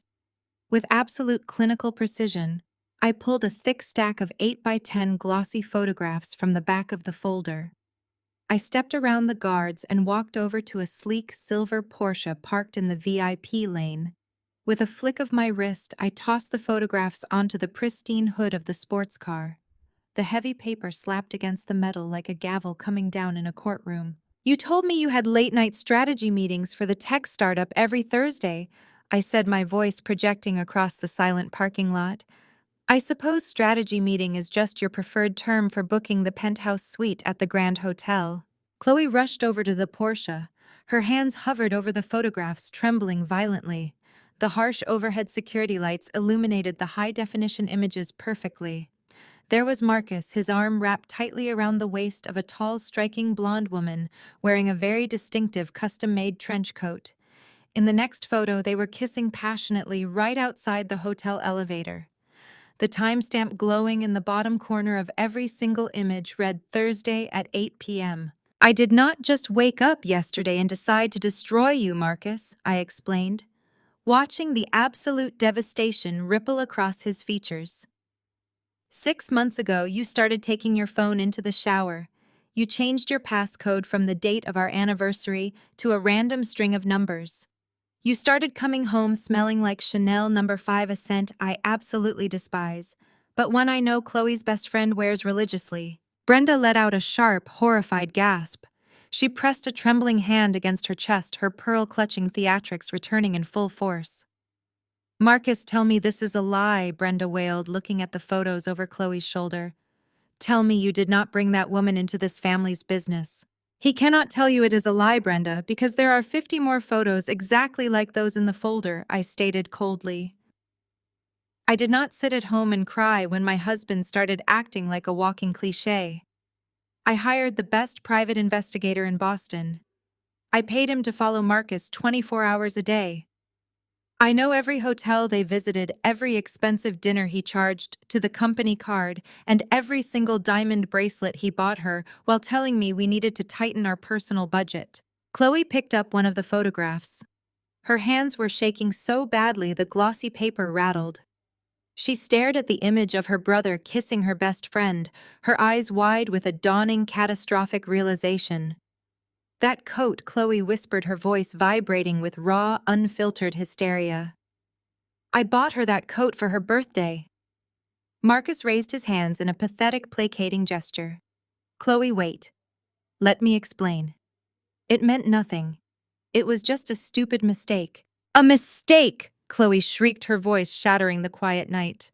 Her head snapped up and she glared at her brother with a look of pure, unadulterated hatred. "You let Todd take the fall for your massive Ponzi scheme. You let the police drag my husband out of here in handcuffs while you stood there and watched. And you have been sleeping with Jessica this entire time." The pieces were connecting in Chloe's mind, rapidly forming a picture of absolute betrayal. She dropped the photograph onto the pavement. She knew Chloe gasped, her chest heaving as she connected the dots. Jessica knew about the missing money. She was the one who told me Todd was hiding things from me. She was the one who convinced me to take out that second commercial loan for the boutique. You two set Todd up to take the fall while you siphoned the money to fund your affair. Marcus took a desperate step backward, his hands still raised. "Chloe, you are not thinking clearly. She is crazy. Nia is just trying to turn us against each other. We are family." "You ruined my life," Chloe screamed, a raw, guttural sound that tore from the very bottom of her lungs. "You stole my money, you sent my husband to jail, and you slept with my best friend." Chloe completely lost her mind. She lunged across the pavement, her designer heels clicking frantically against the concrete. She bypassed the security guards who made absolutely no move to stop her and launched herself directly at Marcus. She slammed into him with the force of a freight train, her manicured hands curling into fists. She battered his chest, his shoulders, and his face, her fingernails tearing at his expensive silk tie. Marcus stumbled backward under the ferocious assault, crying out in shock as Chloe's heel connected with his shin. He tried to grab her wrists, but she was entirely consumed by a blinding, feral rage, physically attacking the brother who had systematically dismantled her entire existence. Marcus threw his arms up frantically, trying to shield his face, as Chloe's manicured claws tore at his skin. "Get off me, Chloe!" Marcus bellowed, his voice cracking as he shoved her roughly by the shoulders. Chloe stumbled back, her heel catching on a crack in the pavement, but she caught her balance and lunged right back into the fray. "You absolute piece of trash!" she sobbed, swinging her heavy designer purse like a medieval weapon. The solid metal hardware caught Marcus squarely on the jaw. He stumbled, cursing loudly, bleeding from a fresh, jagged scratch down his cheek. It was a spectacular, degrading display. The heirs to the Anderson Empire were reduced to physically brawling in a parking lot like feral animals fighting over scraps.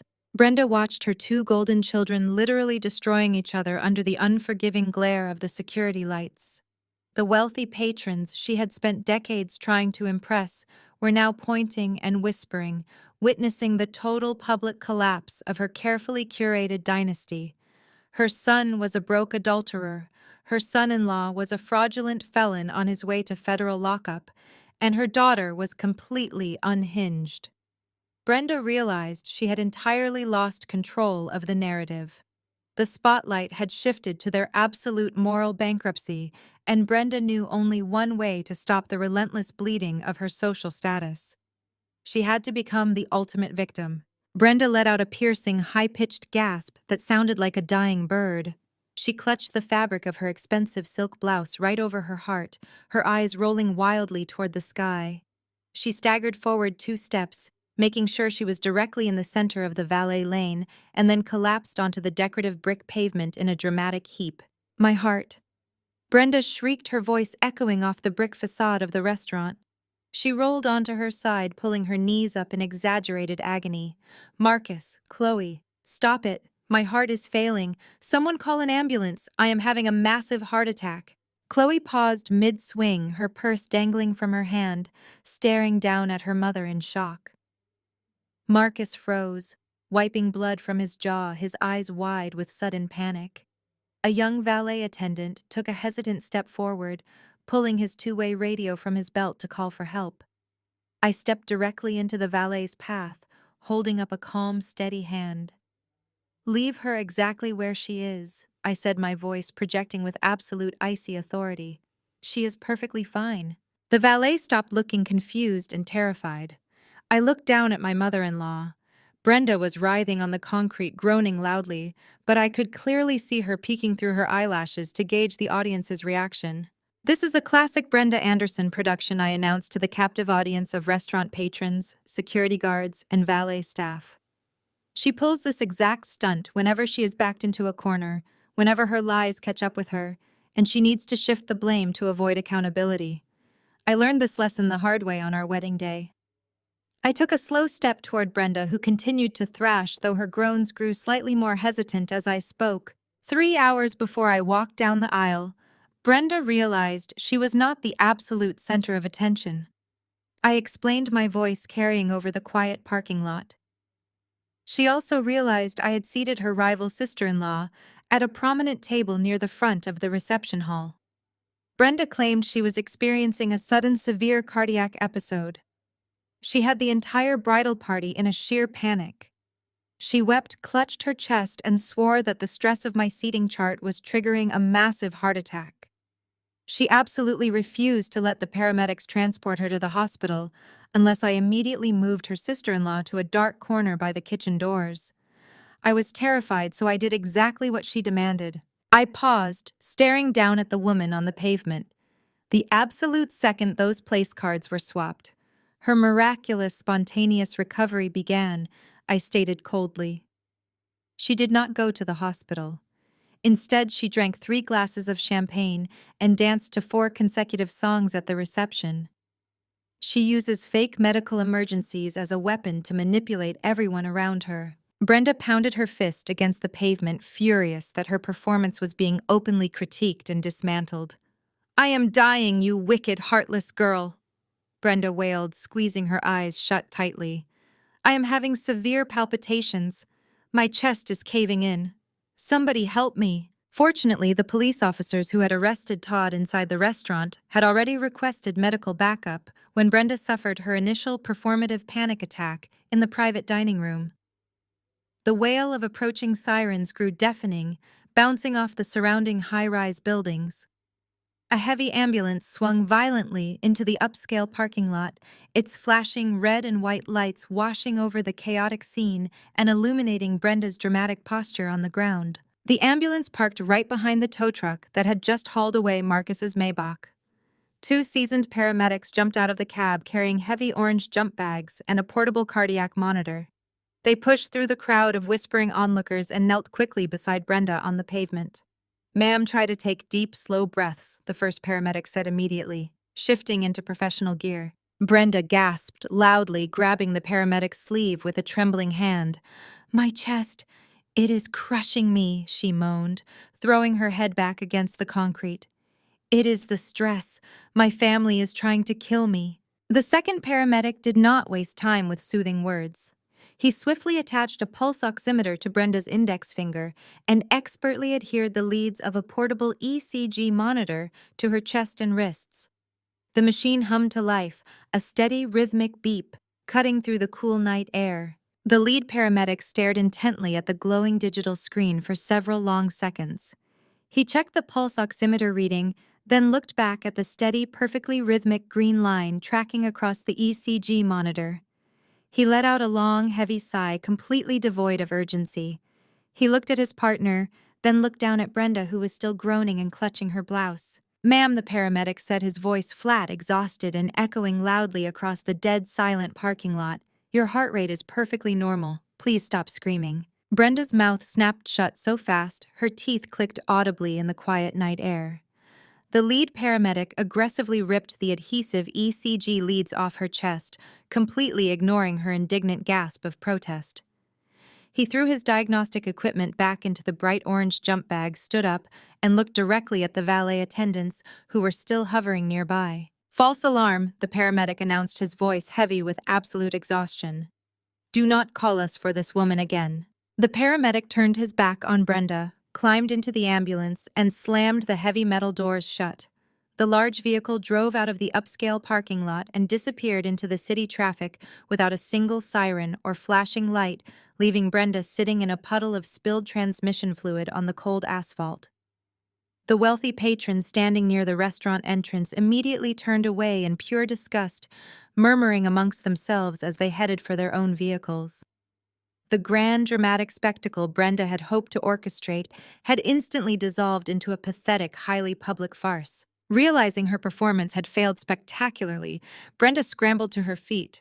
Her expensive silk blouse was stained with dark grease, her hair was disheveled, and her face burned crimson with profound humiliation. Without looking at Marcus or Chloe, she scurried toward the shadows near the edge of the lot, completely abandoning her children to save whatever tiny shred of her own pride remained. Marcus was left standing entirely alone in the center of the valet lane. He was a total wreck.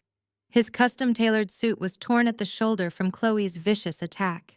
A thin line of blood trickled down his jaw from where her heavy designer purse had struck him. He was carless, penniless, and entirely exposed. He watched his mother retreat into the darkness, then slowly turned his gaze back to me. He took a deep, shuddering breath. I could actually see the gears turning in his head as he desperately cycled through his playbook of manipulation. Intimidation had failed, brute force had failed, financial threats had backfired spectacularly. So he pivoted to the one tactic he had always used to pacify me after a major argument.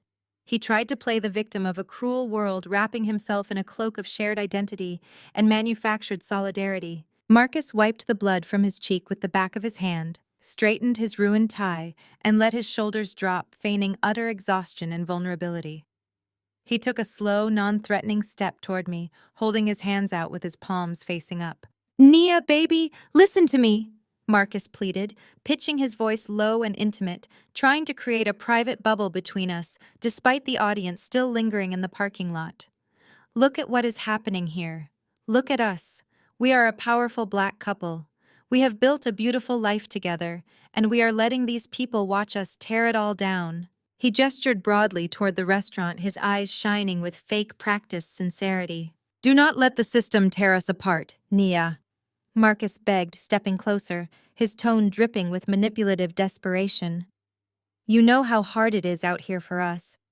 The pressure I have been under to provide to maintain our status, to build a legacy for our son, it broke me. I made a terrible mistake with Jessica, yes, but I was stressed. I was drowning. The system is designed to make Black men fail, and I just got caught up trying to beat it. But we can fix this. We can go to counseling. We can rebuild. Us against the world, baby. Please." I stared at him, feeling a wave of nausea roll through my stomach. It was truly staggering how quickly he weaponized our culture and our shared struggles only when it served to protect his own skin. "Do not you dare stand there and blame the system for your own rampant greed and staggering lack of morals," I stated, my voice dropping to a lethal quiet register that forced him to stop moving. "You did not steal from a corrupt system, Marcus. You targeted and robbed minority investors. You looked people from our own community in the eye and stole their life savings to fund your mistress and your Maybach. You are not a victim of the system. You are the predator." Marcus flinched, the fake vulnerability slipping for a fraction of a second before he desperately tried to reach for my hand. "I will pay it all back, Nia," he promised frantically. "We can use the equity in your business to cover the investors. We can protect our assets. We have the prenup, remember. It protects both of us. We are legally insulated." I looked at his outstretched hand and let out a sharp, genuine laugh. The sound echoed off the concrete pillars, completely devoid of any humor. "You mean the prenup you forced me to sign a week before our wedding?" I asked, tilting my head as I watched his face. "The one you slammed down on the table in your lawyer's plush glass office, acting like you were some corporate titan protecting a massive empire from a lowly gold digger." Marcus swallowed hard, his eyes darting back and forth as he tried to read my expression. "You were so incredibly arrogant that day," I recounted loudly, ensuring the words carried clearly in the cold air. "You laughed in my face when I brought my own attorney. You mocked me for being a struggling freelancer who just staged small houses for real estate agents. You actually told your lawyer right in front of me that you were just humoring my cute little business demands." I took a step forward, closing the distance between us until I was looking directly into his terrified, bloodshot eyes. You were so busy bragging on your phone to your boys about how you were locking down your imaginary wealth that you completely ignored the revised contract my lawyer handed back to you. I continued, my voice steady and completely ruthless. You thought my business was a joke. You thought I was a joke. So you flipped directly to the last page and signed your name without reading a single word of the fine print I added. Marcus stopped breathing. His hands fell heavily to his sides. What did you add? He whispered, his voice trembling uncontrollably. I added a standard lifestyle clause, I explained, maintaining unbroken eye contact as I prepared to deliver the final crushing blow. Specifically, an infidelity clause. Because a man who lies about his finances will inevitably lie about his vows. I took a final step back, standing next to my father, feeling the absolute certainty of my victory. The infidelity clause in our prenup dictates that if you cheat, you assume 100% of all marital debt. Congratulations, Marcus, you owe $250,000 to the bank for the forged mortgage. The staggering sum hung in the cold night air, a heavy, invisible anvil poised directly over his head. Marcus stared at me, his mouth opening and closing in absolute stunned silence. $250,000. Just 24 hours ago, he would have laughed at that amount. He would have casually swiped a corporate card or shifted funds from a phantom account to cover it. But right now, standing on the pavement with a torn suit, a bleeding jaw, and a repossessed luxury sedan, that number was a definitive death sentence. He had zero liquid assets. His venture capital firm was an illusion built on Todd's impending federal indictment. His secret boutique funds were gone. He was completely, utterly broke. Chloe let out a sound of pure, unadulterated disgust. She looked down at her brother, who was now trembling visibly under the weight of his total financial ruin. She did not offer him a hand. She did not offer a word of comfort. The realization that Marcus had orchestrated her husband's downfall and actively funded his affair with her own business partner had completely severed whatever lingering familial loyalty she possessed. "You are dead to me, Marcus." Chloe spat, her voice venomous and final. "Do not call me. Do not come to my house. If I ever see you near my property, I will have you arrested for trespassing." She turned sharply on her designer heel, marched over to the valet podium, and snatched her keys from the stunned attendant. Without a single backward glance, she climbed into her silver Porsche, slammed the door, and aggressively sped out of the parking lot, the roar of her engine echoing into the night. Marcus watched her taillights disappear down the street, his last remaining lifeline vanishing into the city traffic. He was entirely isolated. His mother had scurried off into the darkness to hide her humiliation. His sister had abandoned him. His mistress was miles away, likely already packing her bags now that the money well had dried up. He turned back to face me, and the look of sheer pathetic terror in his eyes was almost difficult to look at. Almost. The heavy, suffocating tension in the air finally broke, giving way to a sudden shift in the weather. The temperature plummeted sharply, and a low roll of thunder rumbled across the Boston skyline. The sky opened up without warning. Huge, freezing drops of rain began to fall, hitting the pavement with loud, distinct splatters.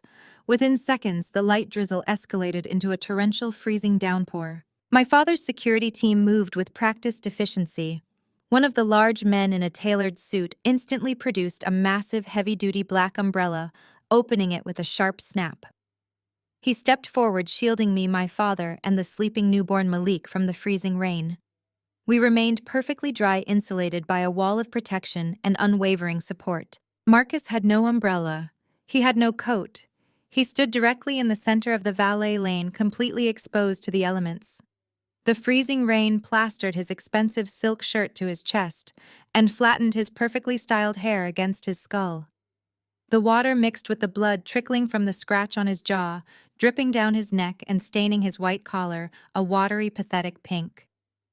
The remaining restaurant patrons quickly hurried to their vehicles, shielding their heads with jackets and newspapers, leaving Marcus standing entirely alone in the downpour. He shivered violently, wrapping his arms around his own chest as the cold began to penetrate his ruined suit. He looked at the empty spot where his Maybach had been parked just 30 minutes ago. He looked at the spot where his mother had faked a heart attack. Then he looked at me.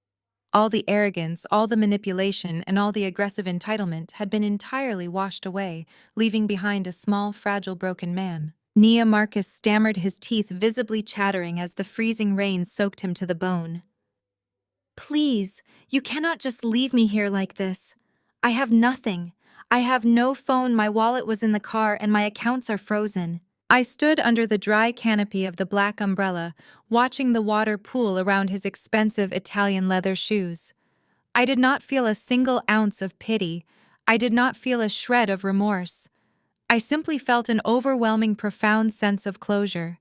The man who had spent years systematically trying to make me feel small and worthless was now begging for my mercy in a flooded parking lot. "How am I supposed to get home?" Nia Marcus pleaded, his voice breaking pathetically over the sound of the pouring rain. "Please, just give me a ride.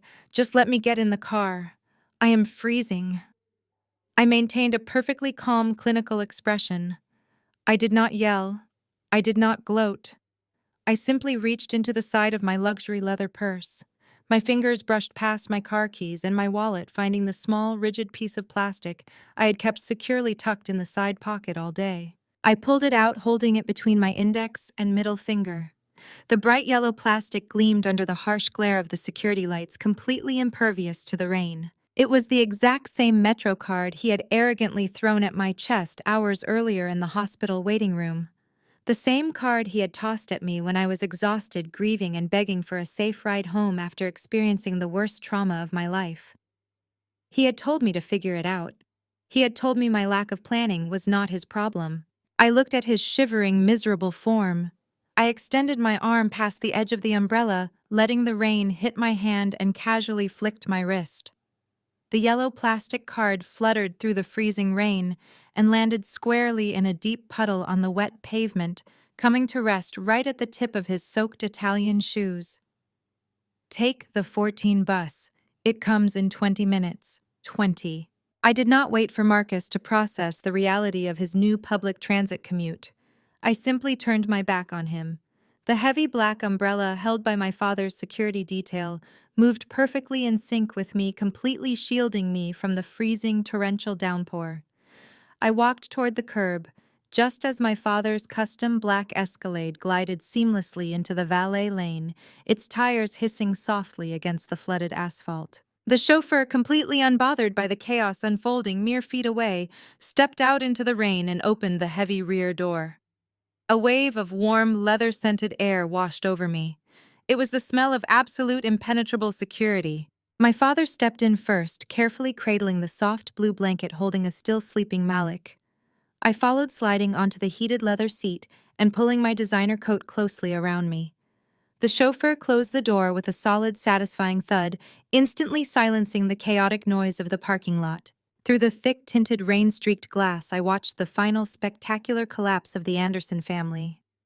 Marcus was still standing frozen over the yellow MetroCard, the rain plastering his hair to his forehead. Chloe had completely abandoned her Porsche and marched back over to him, pointing a manicured finger directly in his face, her mouth wide open in a furious scream. Brenda, miraculously recovered from her fatal cardiac event, was standing between them, grabbing Chloe's arm and violently shoving Marcus's shoulder. They were completely unhinged, a trio of parasites turning on each other the absolute second the host body cut them off. The Escalade shifted into gear and pulled smoothly away from the curb, leaving them behind in the dark, freezing rain. Inside the cabin, the only sound was the soft, rhythmic hum of the engine and the gentle patter of rain against the reinforced glass. I let out a long, shuddering breath, feeling the crushing weight of the past 6 months finally lift off my chest. My father shifted in his seat, adjusting Malik so the baby's head rested comfortably in the crook of his massive arm. He looked at me, and the icy, terrifyingly calm expression he had worn outside on the pavement had completely melted away. In its place was a look of profound, overwhelming pride. "You handled that perfectly, Nia," my father said, his deep, resonant voice filling the quiet cabin. "You did not just cut him off. You dismantled him with absolute precision. You left no stone unturned and no legal loophole for him to crawl back through.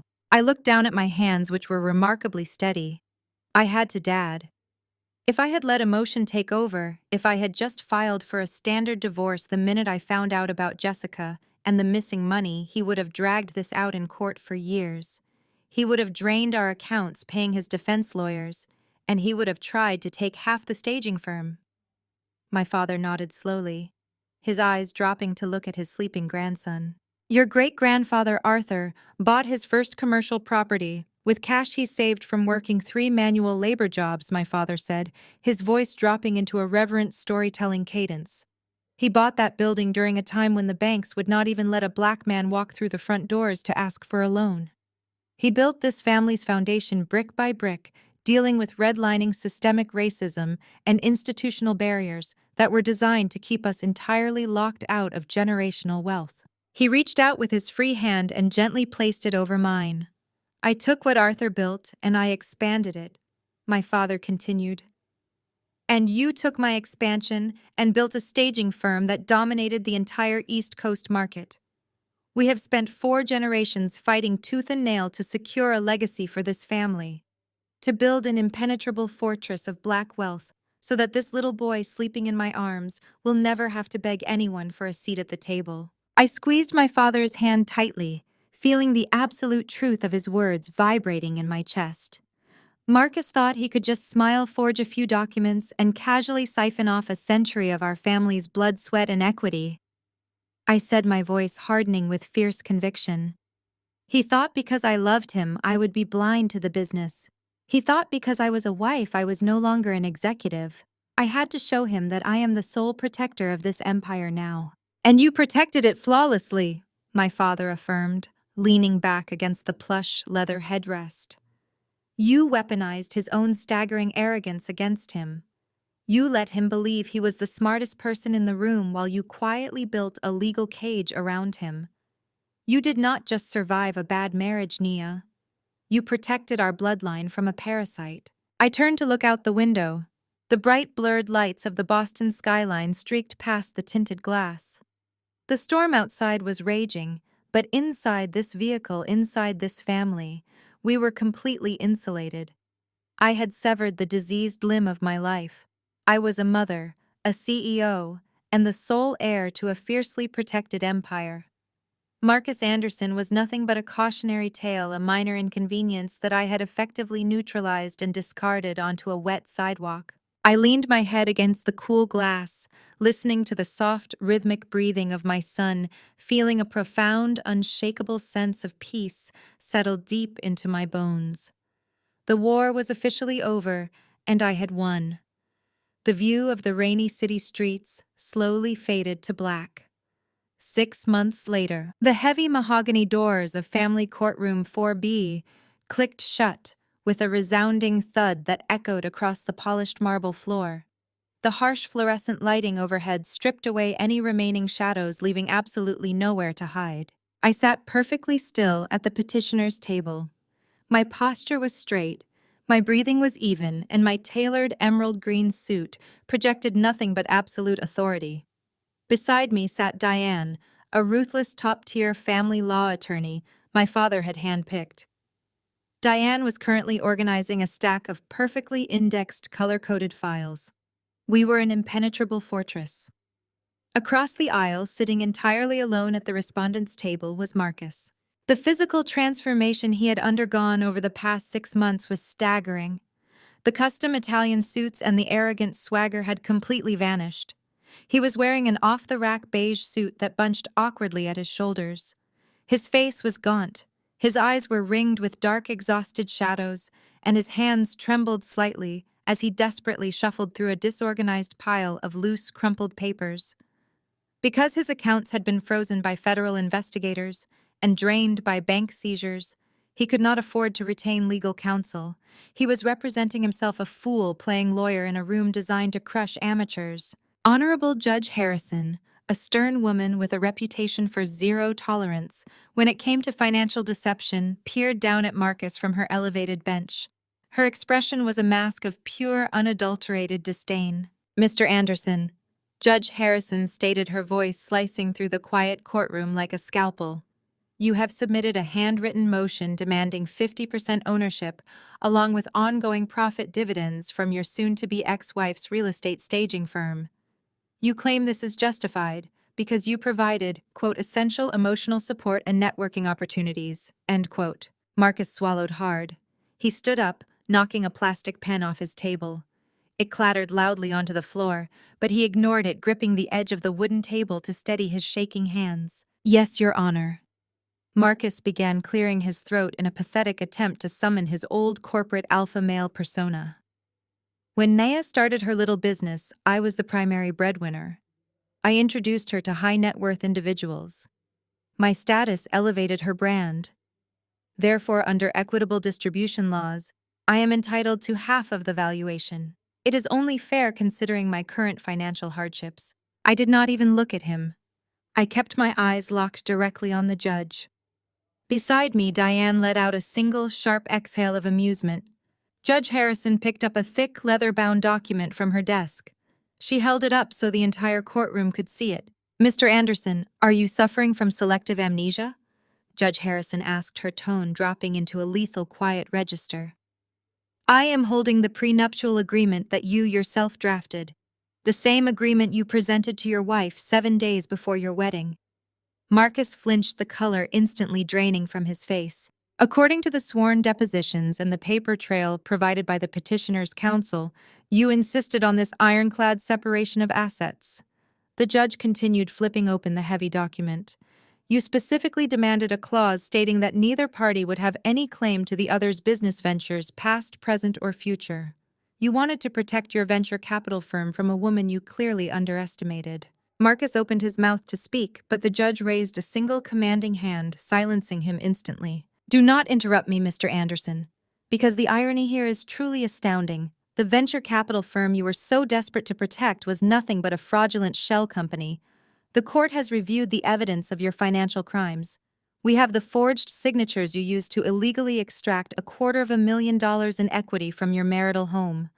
We have the bank records proving you funneled stolen money from minority investors directly into a luxury apartment lease for your mistress. Marcus shrank back, his shoulders curving inward, as if he were trying to physically hide inside his cheap suit.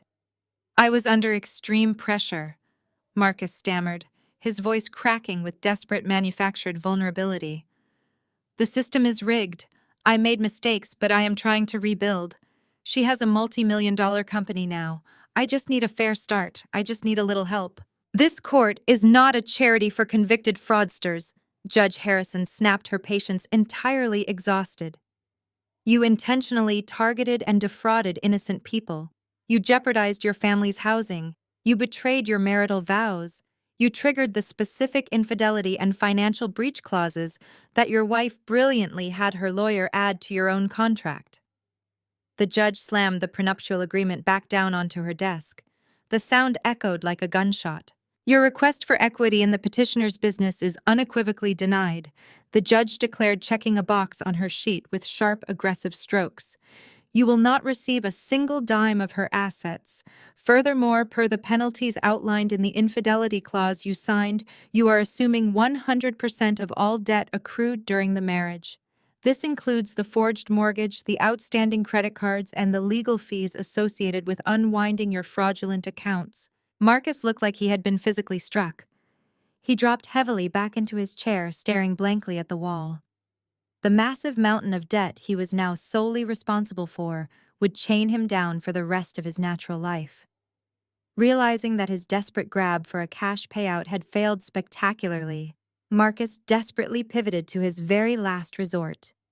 He scrambled to his feet again, his face twisting into a mask of righteous indignation. What about my son? Marcus demanded, pointing a shaking finger toward me. She is trying to keep me away from Malik. I want joint physical custody. I have a right to my child. If she makes so much money, she should pay me child support so I can provide a suitable home for him during my visitation days. I felt a brief, intense surge of white-hot anger flare in my chest, but Diane placed a calming hand on my wrist. She stood up smoothly, buttoning her suit jacket. Your Honor? Diane stated, her voice ringing with absolute confidence. The respondent has not seen the child in 6 months. He has not made a single phone call, sent a single email, or provided a single dollar for Malik's care. He is currently facing potential federal indictment, and he is utilizing the child solely as a transparent mechanism to extract alimony disguised as child support. Judge Harrison nodded, her eyes narrowing as she looked down at Marcus with undisguised revulsion. Mr. Anderson, your sudden interest in fatherhood is as fraudulent as your bank statements, the judge stated coldly. You abandoned your wife and child in a hospital parking lot. You placed their financial security in catastrophic jeopardy to fund an extramarital affair. You lack the housing, the stability, and the moral character required to share custody of an infant. The judge picked up her gavel, signaling the absolute end of the line for Marcus. I am granting the petitioner sole physical and sole legal custody of the minor child. Malik, Judge Harrison announced, her voice ringing with total finality. You are granted supervised visitation for 2 hours every other Sunday at a state-approved facility. Marcus shook his head violently, tears of sheer panic welling in his eyes. He realized the trap had completely snapped shut. He had no money, no wife, no child, and no dignity. And regarding child support, the judge continued, pulling up a final piece of paper. The court notes that your corporate assets have been seized, and you are currently employed as a night shift inventory stalker at a local discount warehouse. Marcus froze. He had tried to keep his humiliating new job a secret, a desperate attempt to maintain some illusion of his former status. Based on your current minimum wage salary, Judge Harrison calculated, looking right into his horrified, bloodshot eyes. I am ordering you to pay $600 a month in child support.